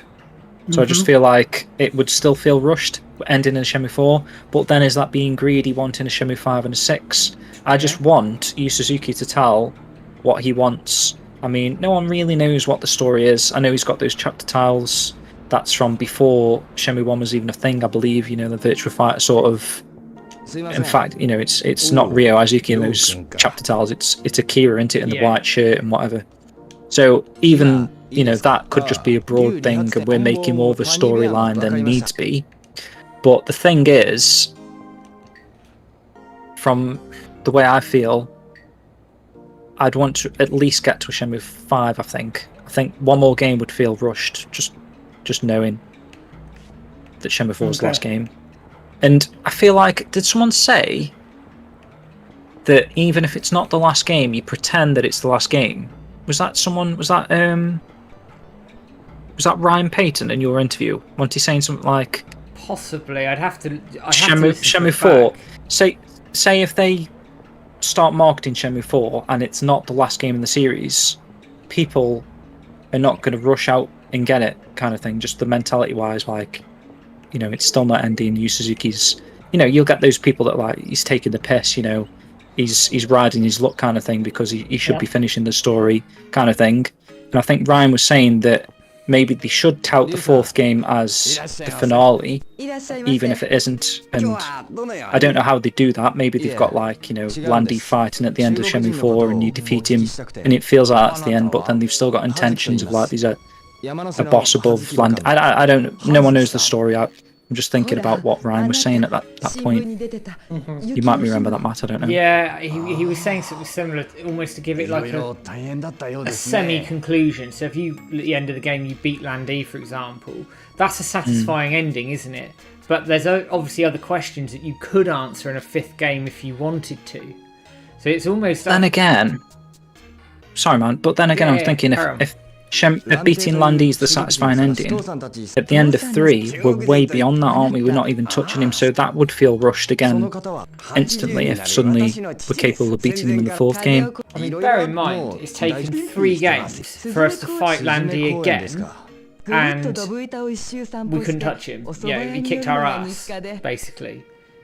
So, how you strike that balance with just one more game, I don't know. Peter, what do you think about it?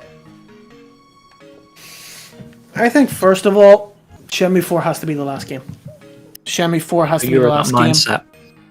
Yeah, well, I'm going to be... you know what I'm like. I'm going to be different. What do you think with the anime going on alongside that, though? Is it too early to kill the series with the 4th game if there's the promise of the anime? In relation to the anime, I don't know enough about it yet. Is it a cash grab by Sega? I don't know.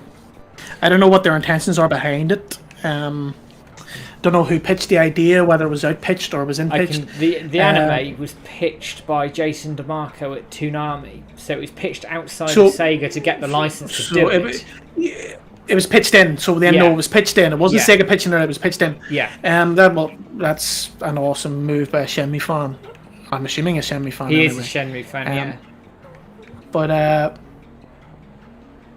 that's even a different conversation entirely. That's a conversation of, are you hedging your bets now? Are you, are you giving it a second outlook in case the games don't come to a close? And maybe Shenmue 3 for all we know is the last one. But in relation to the next Shenmue game, taking into account particularly if we go on the assumption that Shenmue 3 didn't meet the sales figures across the world, and interpret that as general interest in the Shenmue brand, to maximize the sales of whatever game comes next, the absolute top of the tagline, the top ISP of the next Shenmue game is it.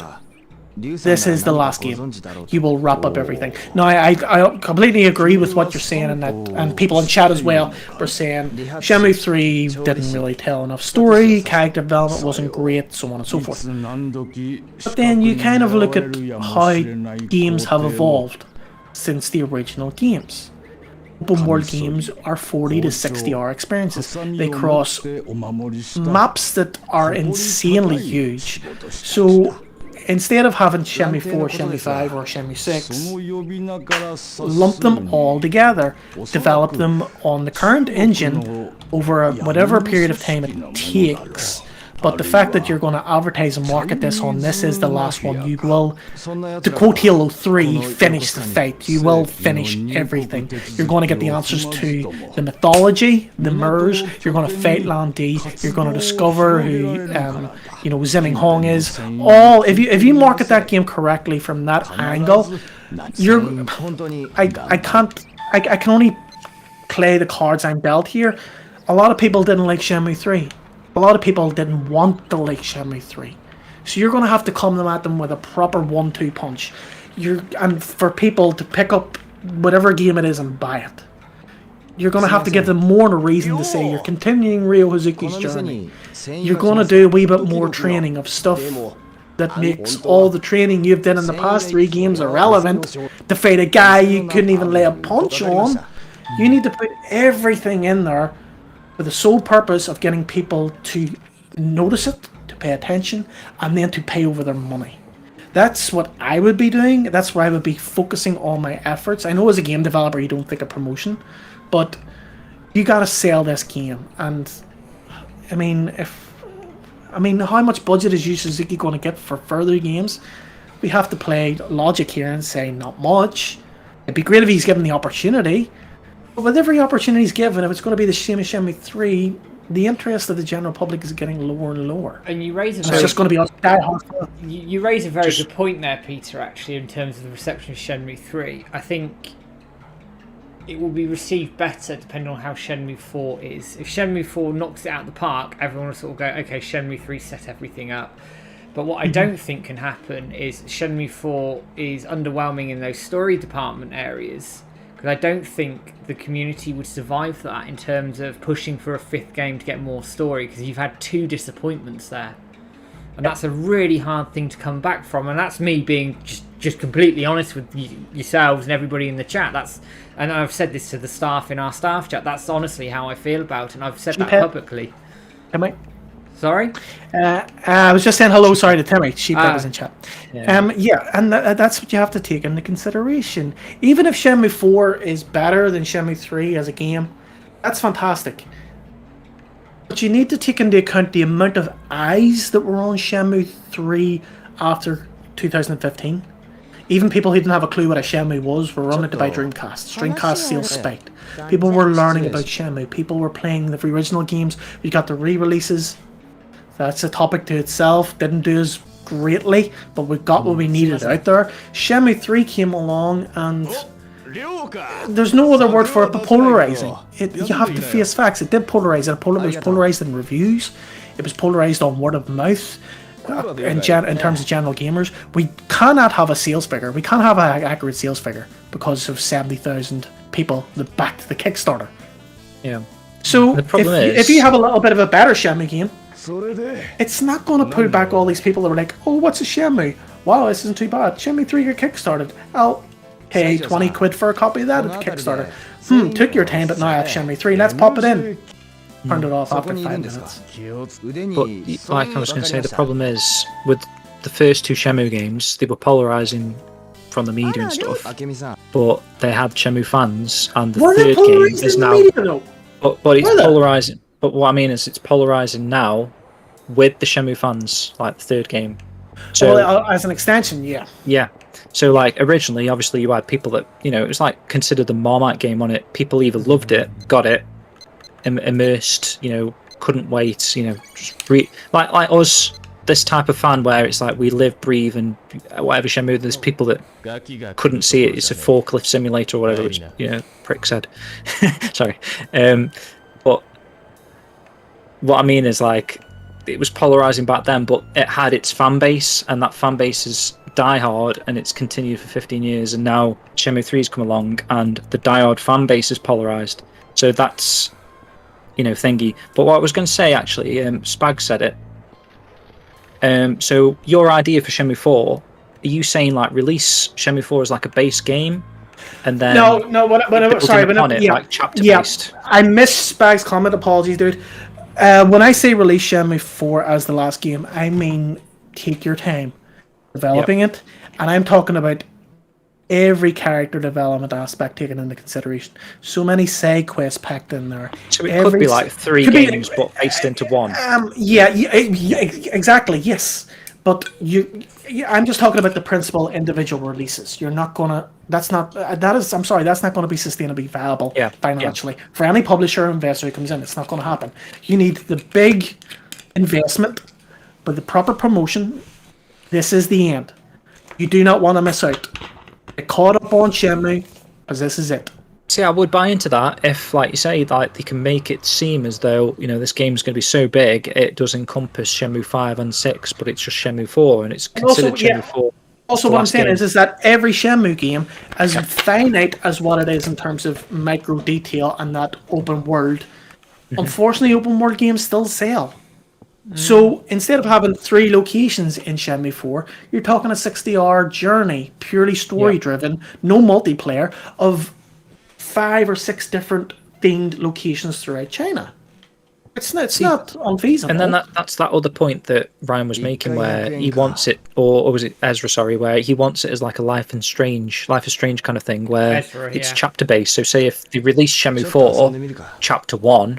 And then they work on the game for another 2 years, and it is chapter 2, another 2 years, but it's still considered chapter 4. And then limited run games will come along at the end of the whole series and say, it's all on the disc. It's Shenmue 4. So that's back to his original idea of 1 chapter per disc per game. Then yeah, could be, but then he just keeps releasing it. So he releases it, chapter 1, 20 quid or something. He gets, I don't know, 50,000 sales, and then he uses that money to work on chapter 2 of Shenmue 2. But mechanically, those games aren't exactly, if you're taking Life is Strange as an example, it's a glorified story conversation selection. Well, I didn't really mean like that, but I just mean like, say if he does a Bailu Village. What I'm doing is going back to what we were talking about at the start of the streaming, that Yu Suzuki is a pioneer. How are you going to pioneer somebody with a little bit of budget to release one episodic game? It's mostly story driven. It's mostly conversation based. You're not going to be able to do that. Yu Suzuki want the full experience. He would. And you can appreciate that, but where do you draw the line at that and say, look, this needs finishing? This. I mean, he does seem to be the developer. He just doesn't listen to that, does he? He's got it in his head, and that is his goal. I mean, I'm going to say, we had it in the past where he had people coming in from, what was it, Nagoyoshi-san, or where he had to come down from Sega and tell him to fucking finish the game. Exactly, and Koch Media had to do the same when they were his publisher. And I guarantee you, there's not a chance they're going to give him any money with the experience they've had with him. If they have to wrestle the PC away from him to get this game released, they're not going to give him the money to do an episodic version of Shenmue. That is not going to happen. I think it's difficult, isn't it? Because as fans, I mean, we love the creation that he has made. So who are we to tell him to curtail it? Yeah, 100%. At a certain point. But but if you come at it from the point of view that it's you, Matt, giving Yu Suzuki all your life savings. Yeah, exactly. That's the thing, isn't it? What do you want back? Well, yeah, you want a payoff, don't you? You want a profit. You have your business, and you want a profit. So simply from that point of view, if you want a Shenmue game that sells, you're going to have to offer something that gets people attention, because right now it's not in a place where people are going to pay attention to it, in my Shenmue loving opinion, unfortunately. I still think if, like you say, if they came out and said, right, this is it, this is the fourth game, we are finishing the saga, they will get enough momentum behind it to go and push on from that. But as you say, it's how they market that, isn't it? It's how they push that, because that's the one thing Shenmue suffered from over the years, maybe apart from the re-releases so much, where they obviously got the fan communities and a bit more involved in it, is how do you market Shenmue? Well, the thing is, it markets itself. Like, if that is the tagline, this is the final game, people are going to notice that and think, like, oh shit, I better get on this now. This is going to be good. I'll get 1, 2 if they haven't already. I'll get 3. I don't want to bring this up, but you also it's a minging topic, but minging. I've heard in a long time. It is minging. It is just a part of life. You have to understand Yu Suzuki's age. Yeah, true. How much are you telling me he's going to release episodic Shenmue content for the next 20 years? At what is he? 67, 68? So he's already at retiring age. He's around my dad's age, if I remember correctly. Yeah. So yeah, retirement age basically. I know. I don't. They work late. I don't want to dwell on that too much, but I'm just looking at it from a realistic point of view as well. It is a fair point. Spags has made a point actually in chat saying unless he gets in with Epic, who don't actually need money, they're going to start throwing it around.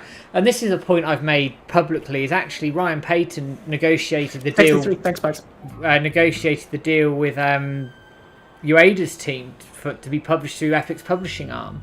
So going to Epic might be a possibility through Ryan Payton because he has that connection already. I'm not saying they'll pick it up, but I think WiseNet would be wise to go down that route, and I have said that quite publicly on forums and through various other conversations I've had with people over the last year or so to say, why not?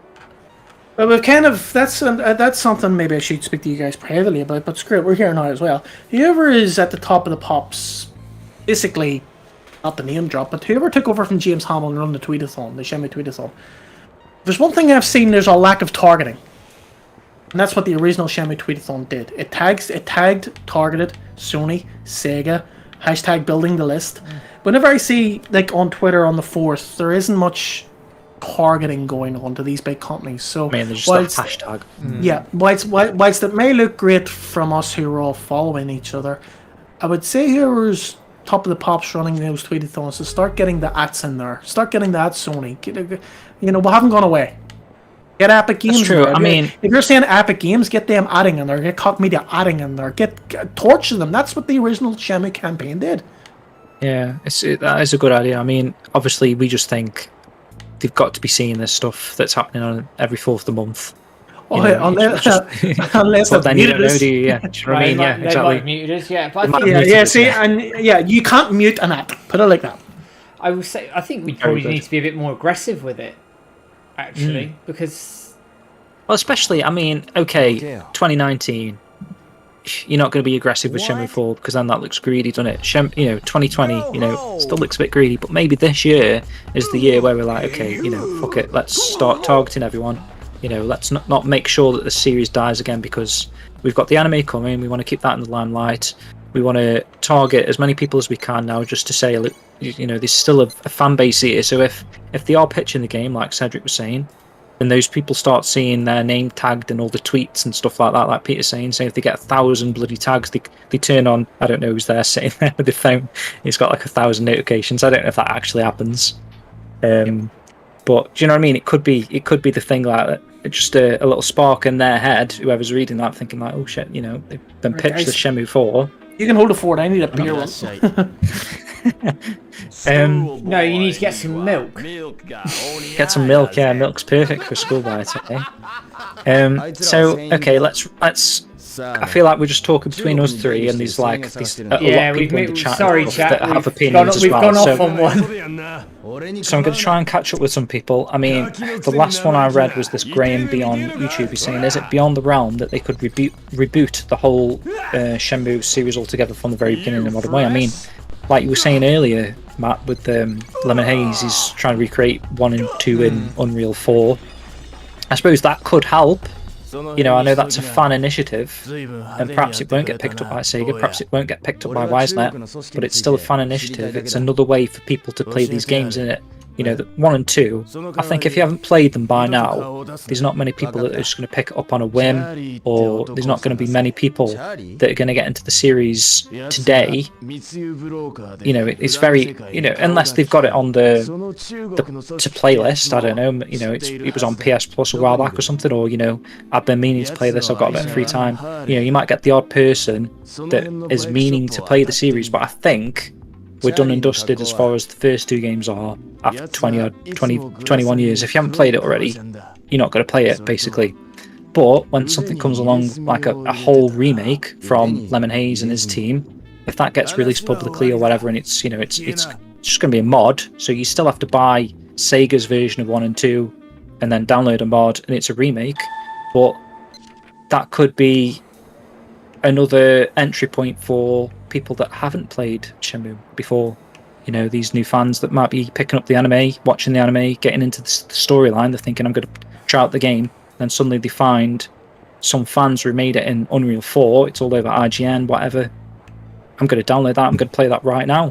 That could be the fine line between getting a new play base into the series again. It could be. And also, so like Graham B was saying there, is it beyond the realm that they could reboot Shenmue altogether? Maybe it just naturally reboots. Possibly. I mean, you've got to remember, it is a 20-year-old franchise now, so if you wanted to reboot it in terms of time frame, it's quite natural. And you bring in the anime, actually. I mean, this is my personal opinion around the anime. I think this anime is key, absolutely key to getting people involved in this franchise. Because you'll look at it and go, oh, the anime is really, really good. And then people go, where are the games coming from? What are the games like? And you spike sales. Now, you're not going to obviously please everybody through the games, because the games are going to be paced differently to the anime. Because I think they have to pace the anime as being a bit more in your face than the games are, because that's the nature of a lot of animes. But if you can hook in some people through the anime, you make those conversations for a Shenmue 4, Shenmue 5 easier, because you've got a wider fan base there, haven't you? I mean, the thing with the anime is, it has to be story. That is that is what a show is, isn't it? You watch a TV show or series or whatever, it is story. So say if they're going to cover Shenmue 1, Shenmue 2, eventually they'll get around to 3 or whatever. I think we said this on the podcast. It has to be story. There's no gameplay stopping an anime series from being a thing. So just in a way, that's like I was saying. I mean, if they are struggling with the story side of things and the game development side of things, maybe they could. I don't know what Peter thinks about this, but bringing in Sakurai, whatever his name is, who's supposed to be working on the anime in his writing team, as writers for Shenmue 4, Shenmue 5, whatever we're going to get, to help with the story side of things, because the anime is story. Yeah. It could potentially work. Would Yu Suzuki want that though? That's the other Well, Yu question. Suzuki. I mean, what's in Yu Suzuki's head? Has he got a story outlined that he wants? Because based on Shenmue 3, it feels like perhaps whoever's part of the writing team for Shenmue 3 wasn't involved, or you know what I mean. The people that were involved in the first 2 games weren't the writers that were involved in the 3rd game. Because I think we were saying that there was a guy that was in the Kickstarter. There was like an interview with the guy, one of these older writers from the original games, and you were expecting to see his name in the credits, and it was a different writer, or completely in the credits for Shenmue 3. So I don't know what happened there, but you know. So I'm just going to jump in on chat before we go in there. Just see a few new names actually. Sir Sam Nation, actually good to see you. I haven't seen you joining us before, so welcome. Sorry, I just wanted to jump in. I didn't miss the chat. Yeah, no, I was just interested in people's takes on this sort of stuff, because I mean, they are going to have a team dedicated to telling a Shenmue story with the anime. So would it be unrealistic to think of using that team for the games? I think Yu Suzuki himself would have to want it. If he wants it, then I think it will happen. That will happen. From a personal perspective, if they tell a good story with the anime, then why wouldn't you do it?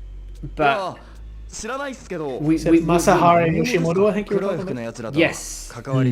Oh, according to Renners, that some of the staff behind the scenes on Shenmue 1 and 2 have actually died. So Really? Christ.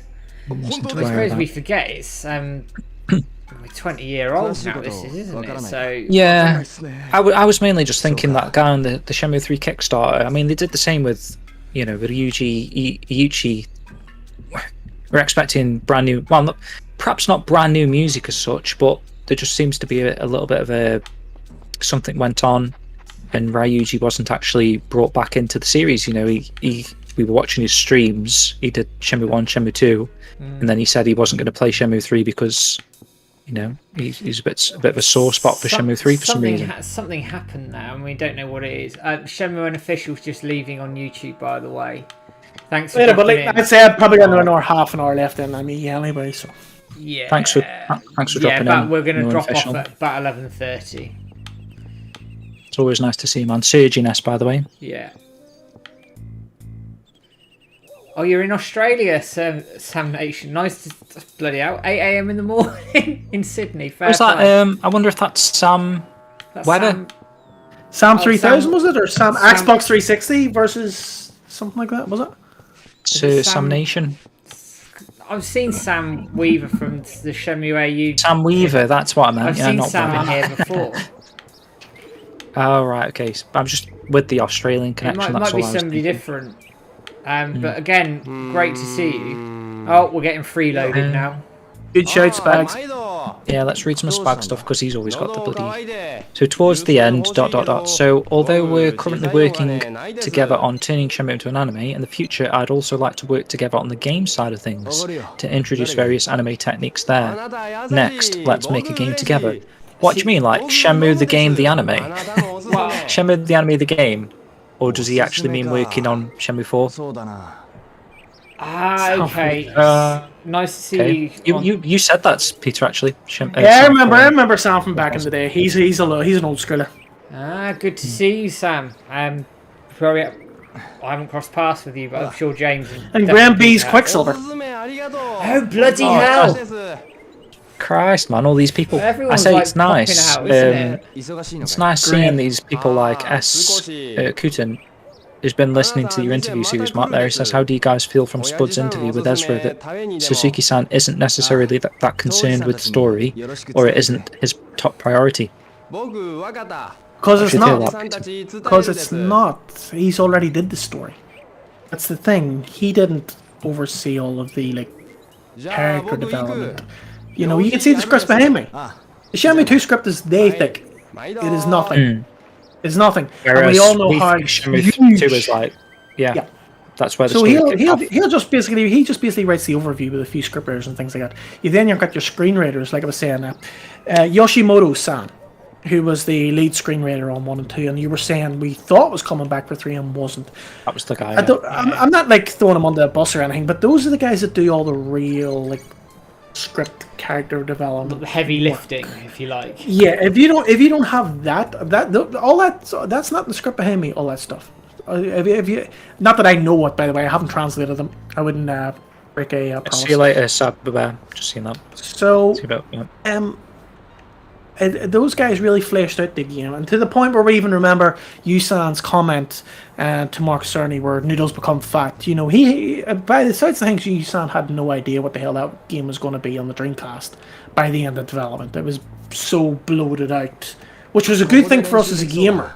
But for him, the story isn't important. It's making a great game and being pioneering and finding ways that he feels will keep gamers entertained in ways they haven't been entertained before. Everything has to look up to his standard. Everything has to meet his standard, but he isn't the one creating the standard, if that makes sense. That's what the development teams work. Do you think he knows we all want story, though? Yeah, but he's stubborn enough that he probably won't push that in development. And by the way, this is all opinion. He will ask for things like, I want this to be a certain way, I want that to be a certain way, you know, but he isn't in the nitty-gritty A to B to C to D to E to F point of view playing real through this game. That's at least what my overall take on it would be. He's an engineer, you know, the guy, he's an engineer, he's not even the designer. The guy is an engineer, that's what he does, he loves engineering. Never mind being the, like, leader of the project, but he now owns his own company. I would say it would have taken him a long time to get used to that. He wouldn't have found a lot of enjoyment in that, I'd say. Again, just opinion, I don't know, but I'm hazarding a guess. And you know, he's just like, going back to what we were saying, he's just a normal guy. He just he's trained in specific things, and then has all this great wealth of experience. So I don't know where that's going to lead us in the future. I'd like to think there's people who will scream and shout at him. Well, we're trying. But whether he listened to that, whether I'm talking even around him, whether he listens to that is a different story. The great positive to take from it is that we do have confirmation that he listens to what fans are saying. We know Ezra's trying as well, and you know, there's people that do know him and personal sort of relationship that, you know, hopefully, I mean, even Ryan was, you know, Ryan's a fan at the end of the day, directly involved in the projects and stuff, so he could change his opinions. I can relate to it a lot after taking over the dojo. I'm the top of the pops. I'll give the orders and say what goes, what doesn't, yes and no. Firstly, it's very uncomfortable. Secondly, I don't know how to do this. I don't know how to create that. So you build a team. And you then let the team work. You put trust in that team to carry out what you have going on in your head. And then when they come to you with what they're working on, you then say, nope, I want that changed, I want that changed. You're kind of getting what I'm envisioning. Which is kind of like that video where he's smoking and he's telling his team to, like... It's no different. He can tell his people that he wants this and wants that, but he doesn't have a Scooby-Doo of how to do it. He couldn't sit in Photoshop to create this image the way he wants it. He would get someone who specializes in Photoshop, Unreal, texture work, Maya, 3DX. You know, so that's basically what kind of the similarities of the job are. And it's so uncomfortable. But you have to trust and be patient. I don't know how patient Japanese people are. They're very strict. So you kind of just... It is a team effort. Unfortunately, there just has to be somebody at the top that says the yay or nay. But does that then not come back to the team size that Shenmue 3 had? I mean, Spags raised this early in the stream, that actually the team was a lot smaller. They weren't all specialised in one particular area. Whereas you compare that to Shenmue 1 and 2, where there was, you know, hundreds of people involved in the two games, and they've all got specialisms. You know, art, design, game system, you name it. And that's obviously going to have a knock-on effect, isn't it? Yeah, and as James said, you have that shot of them all in the room smoking. Those are all the leads. That room's just full of the leads.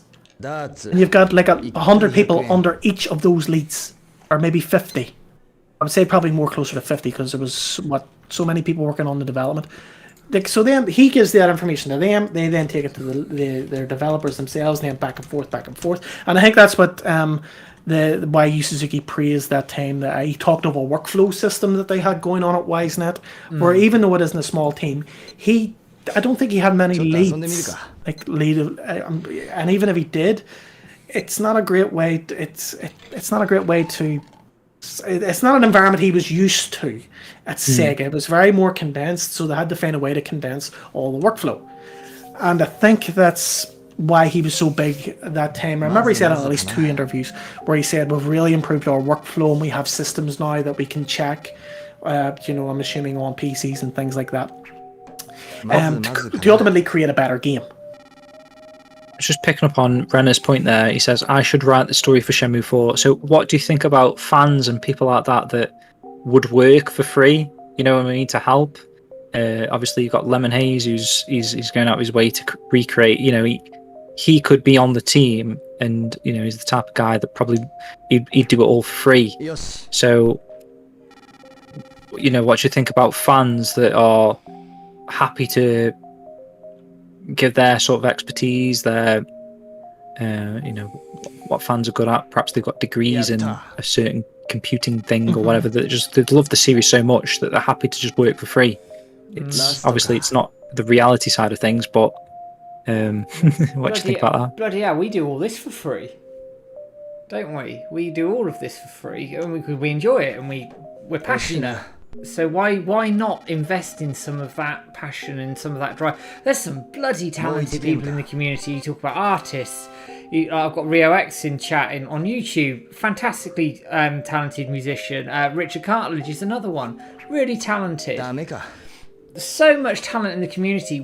Why not invest in Kitchen Brothers as well. Yeah, the Kitchen Brothers are Kitchen another Bros one. too, yeah, definitely.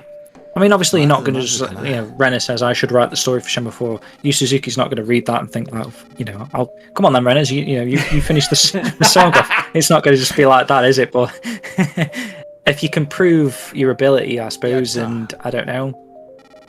Obviously, there's one very simple reason. There's one very simple thing reason as well.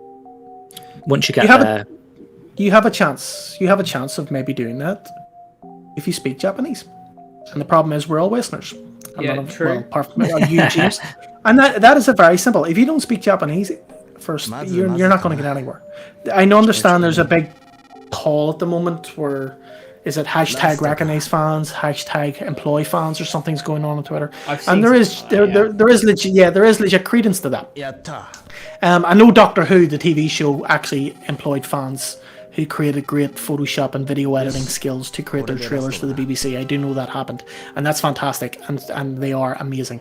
The problem is that the development team is based in Japan. They speak Japanese. They communicate in Japanese.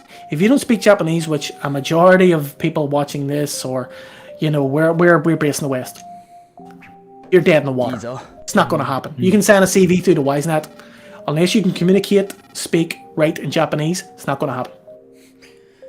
Shenson, Kid Nikon. He didn't speak Japanese, but I believe they were able to communicate, and I don't know how long he was around for. He's still there. He's still there? He's still there. I have that confirmation that he's still there. He's still employed by WiseNet. Wow. And I'm not throwing anybody. I'm still saying that's an exception. I'm not throwing anybody. And also, I believe, I don't know if they're still there, there was 2 or 3 Americans working at WiseNet, and Ryan confirmed that to me in an interview. So I don't know if they're still there. But they were working from home, potentially. Right. I would literally fall off the sofa if them American employees, didn't speak Japanese. Yeah, or at least a little bit, I suppose, yeah. I can tell you now, the amount of effort it took and the basic wording, and it worked to whenever I seen one of the builds of Shenmue 3, and luckily Azure was with me at the time, so he could communicate in Japanese either way, but I had to basically use my body and my hands and very simple English to basically try and the goal was to remove the viewfinder in Shenmue 3, but luckily enough upon release it was made an option, which was great. But to describe that to Yu Suzuki was just so like, the language I had to think of and use because I don't speak Japanese. Of course. So, I mean, I had to use words that I knew he understood because he had spoken to me before. One on being picturesque. And I was just trying to communicate. So he was sitting there and I was trying to communicate. So I basically said, Shenmue 3, very beautiful, very picturesque. And then first person, this viewfinder, blah. I had to just, like you're speaking, like James would probably be speaking to Penny. And I don't mean that to say you're speaking to Yu Suzuki as a child, but because of the communication barrier. Yeah, you have to, don't you? It's just to get your point across, Yeah, and that's just one point of a million that I'm sure that development team go through. You're not going to communicate what you're thinking and justify the reasons for it to the creator of a game when you don't literally speak the man's language. So... I mean, Rena says she can learn Japanese, but, you have a go. Try. It's so hard, man. It's, you really need to commit yourself to it. I've been learning for like 2 years, and I wouldn't be able to have a conversation with anyone. And you're only going to get so far learning Japanese in any classes you go to with the best teachers. The only way you're going to properly learn Japanese is live in Japan. That's the same with any language, isn't it? Only way, yeah.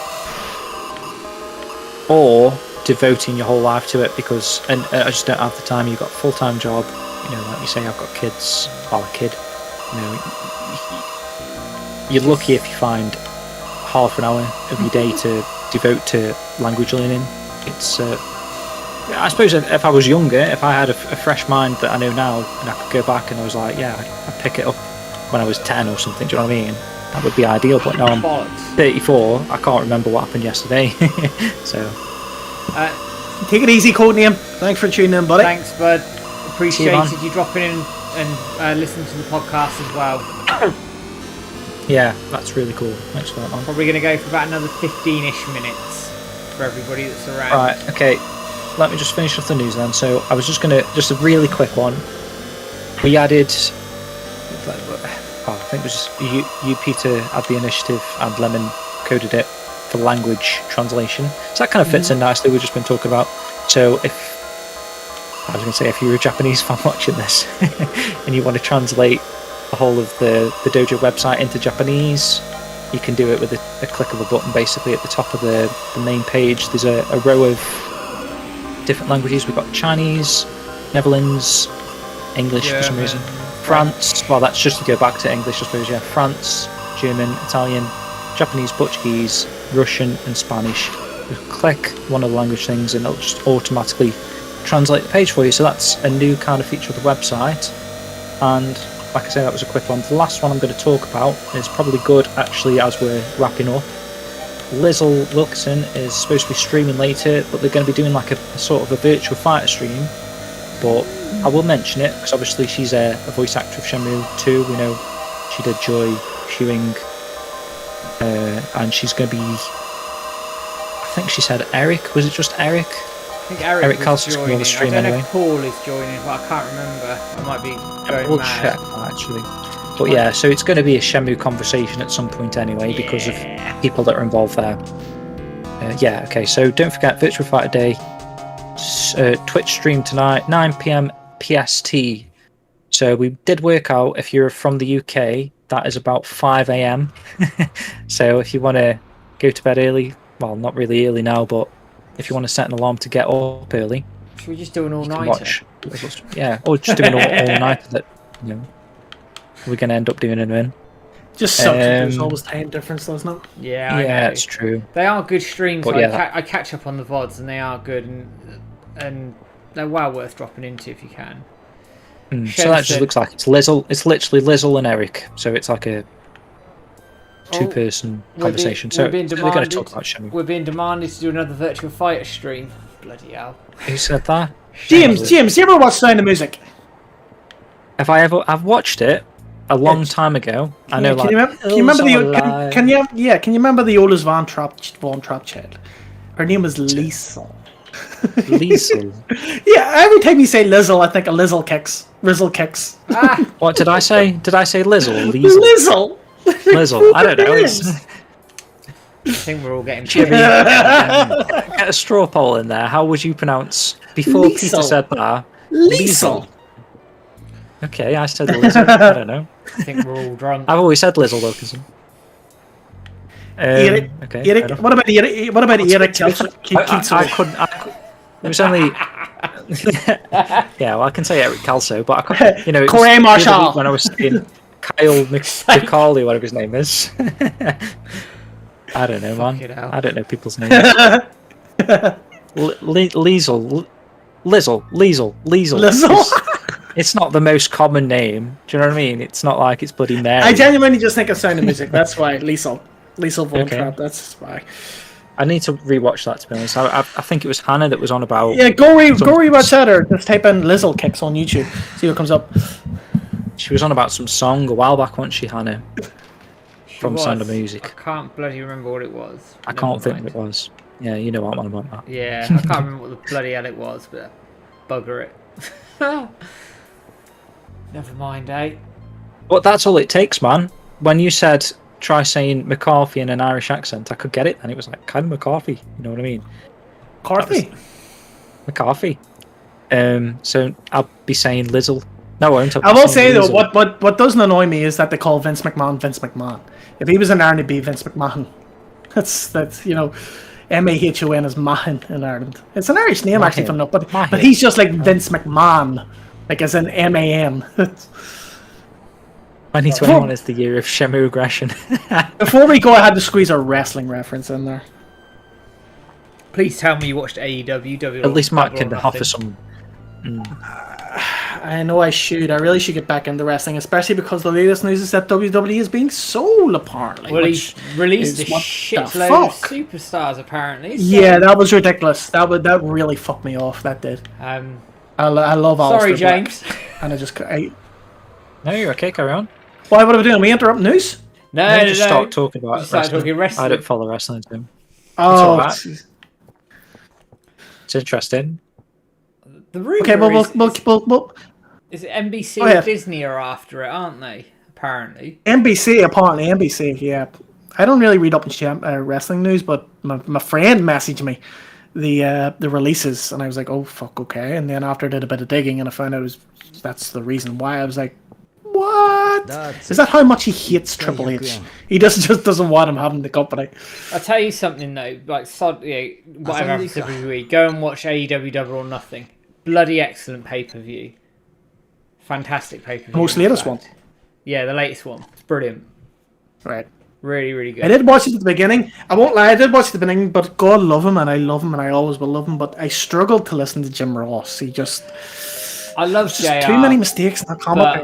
But there was too many mistakes, man. Yeah, to be honest, I just sat and watched it and watched the wrestling. I don't listen to the commentary. I just see people beating the living shit out of each other. It's great fun. I have been watching the Dark Side of the Ring series. I do enjoy that. I think that's really bloody good. Really love good. the Dark Side of the Ring. Ultimate Warrior one, I think, was on this week. Did you see the Brian Pillman one? Yeah, the two-part of that was really good. Really good. That's the real story. I do love all that. WWE is doing their own version on A&E, which I've watched a couple, which is more comedy coded. So it's good, it's good to have that stuff to watch in general when it comes to wrestling. But I couldn't watch the product, you know. No. And what do you reckon to touring again? Do you think they'll come back over to the UK anytime soon? I don't know, man. COVID has just fucked everything up. I mean, I have tickets to gigs right now. One should be happening next week, and they have cancelled it, but they haven't announced even another date of when it's going to potentially happen. I have a gig at the end of the summer. It's just so. I don't know. It's COVID is just fucking mental, man. I can't believe it. And then the Olympics in Japan. I mean, it's nuts. It's just nuts. What can you say about it? What can you say? I don't know. It's unprecedented, isn't it? At the end of the day, and we're just having to feel our way through it. Shenson, all of you better get that AEW game, Online Royal Rumble. Let's go. Damn right. I'm going to come in at number 30 and eliminate all your asses. Yeah, so Sam Nation, I couldn't stand it even in the beginning when JR was calling Jungle Boy Jungle Jim or something, and I was just like, oh Jesus, no, I can't listen to this. Oh, and he called Pac Welsh. pack. Oh! And he's a full-on, like, proper Geordie. Fucking Newcastle. Aye. And it was like, and Excalibur to go, yeah, he's from Newcastle. Announcement in chat. Rio X is giving away some free codes for Shenmue. Get hold of your codes quickly, because we haven't got long left of the stream, but I'll give it a few minutes. He's done 5 there, so it's 5. I always go for the middle one. Just make sure you get one. James, have we had a direct message from the winner of the t-shirt? I'll double check for you, mate, actually. Let's have a look. I need to get that sent off. Did you sort out the... Well, you said you already know the Yanni X's details, didn't you? I've got Yanni X's details, so I'll get those sent off next week. Yes, we do. We've got Jerky Doe, and he's given us his address. Could you ping them over to me? And I'll make sure I get that sent out next week as well. Screenshot for you. And actually, next month we're gonna have a nice, exciting giveaway. Actually, I'm not gonna spoil it or anything like that, because that would. So what are we streaming down on the 4th next month? I'm down for it if I'm welcome. I think it's a Sunday, so I might book book the time off work, and we'll. Yeah, why not? Why the hell not? 4th of July is a Sunday. Yeah, it's a Sunday. I'm not against it at all. Let's do it, man. We've got everybody's details and everything then, so that's good. Right, what time are we at now? We're at 25 past 11. Right, everybody. Close enough to wrapping pin. I'm gonna call things there. We've been on stream for a good 2 hours now, 2 hours and 20 minutes. I just want to say thank you to everybody for dealing with the bloody technical crap that I've had to put up with getting the stream online. I want to say thank you to James and Peter for joining me this evening. It's been an absolute Thank you guys. Thank you guys for having me back. I have no reason to be back here, but I must say I thoroughly enjoyed it. Life is different, and I wish I could stream again as regularly as what I did, but unfortunately, you guys have got wives, so I have to go out and find one. So I can't really commit to wives and kids, these things I kind of have to get now at 37 years of age. So life's just different. I couldn't commit to it, but once a month chilling out with you guys. I mean, we didn't even talk about so much stuff. I mean, more Monaco reminiscing, the future of Shenmue, but there's a million topics we could have covered tonight and we didn't. You guys just do an absolute bang up job. It's an absolute pleasure. So thank you for having me back. No, thank you for joining us. It's been really, really good. And I just want to say thank you to the guys in chat for joining us and taking the time out of your evenings, wherever you're based, for joining us this evening. And we will be back on the 4th of July. So Independence Day if you're in America. Yanni X, thanks for the stream and for the special guest. Yeah. Why the hell not? So you're very welcome. Thank you, chat.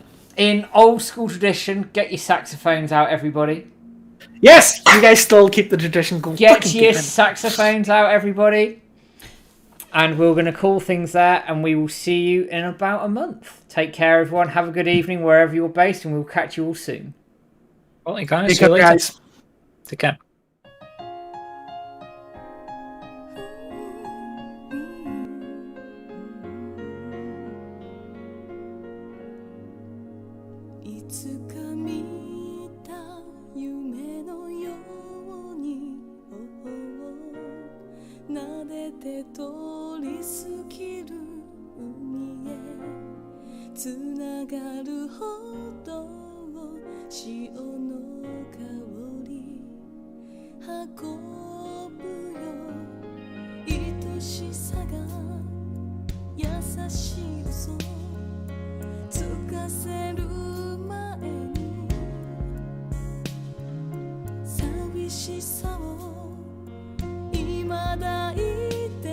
See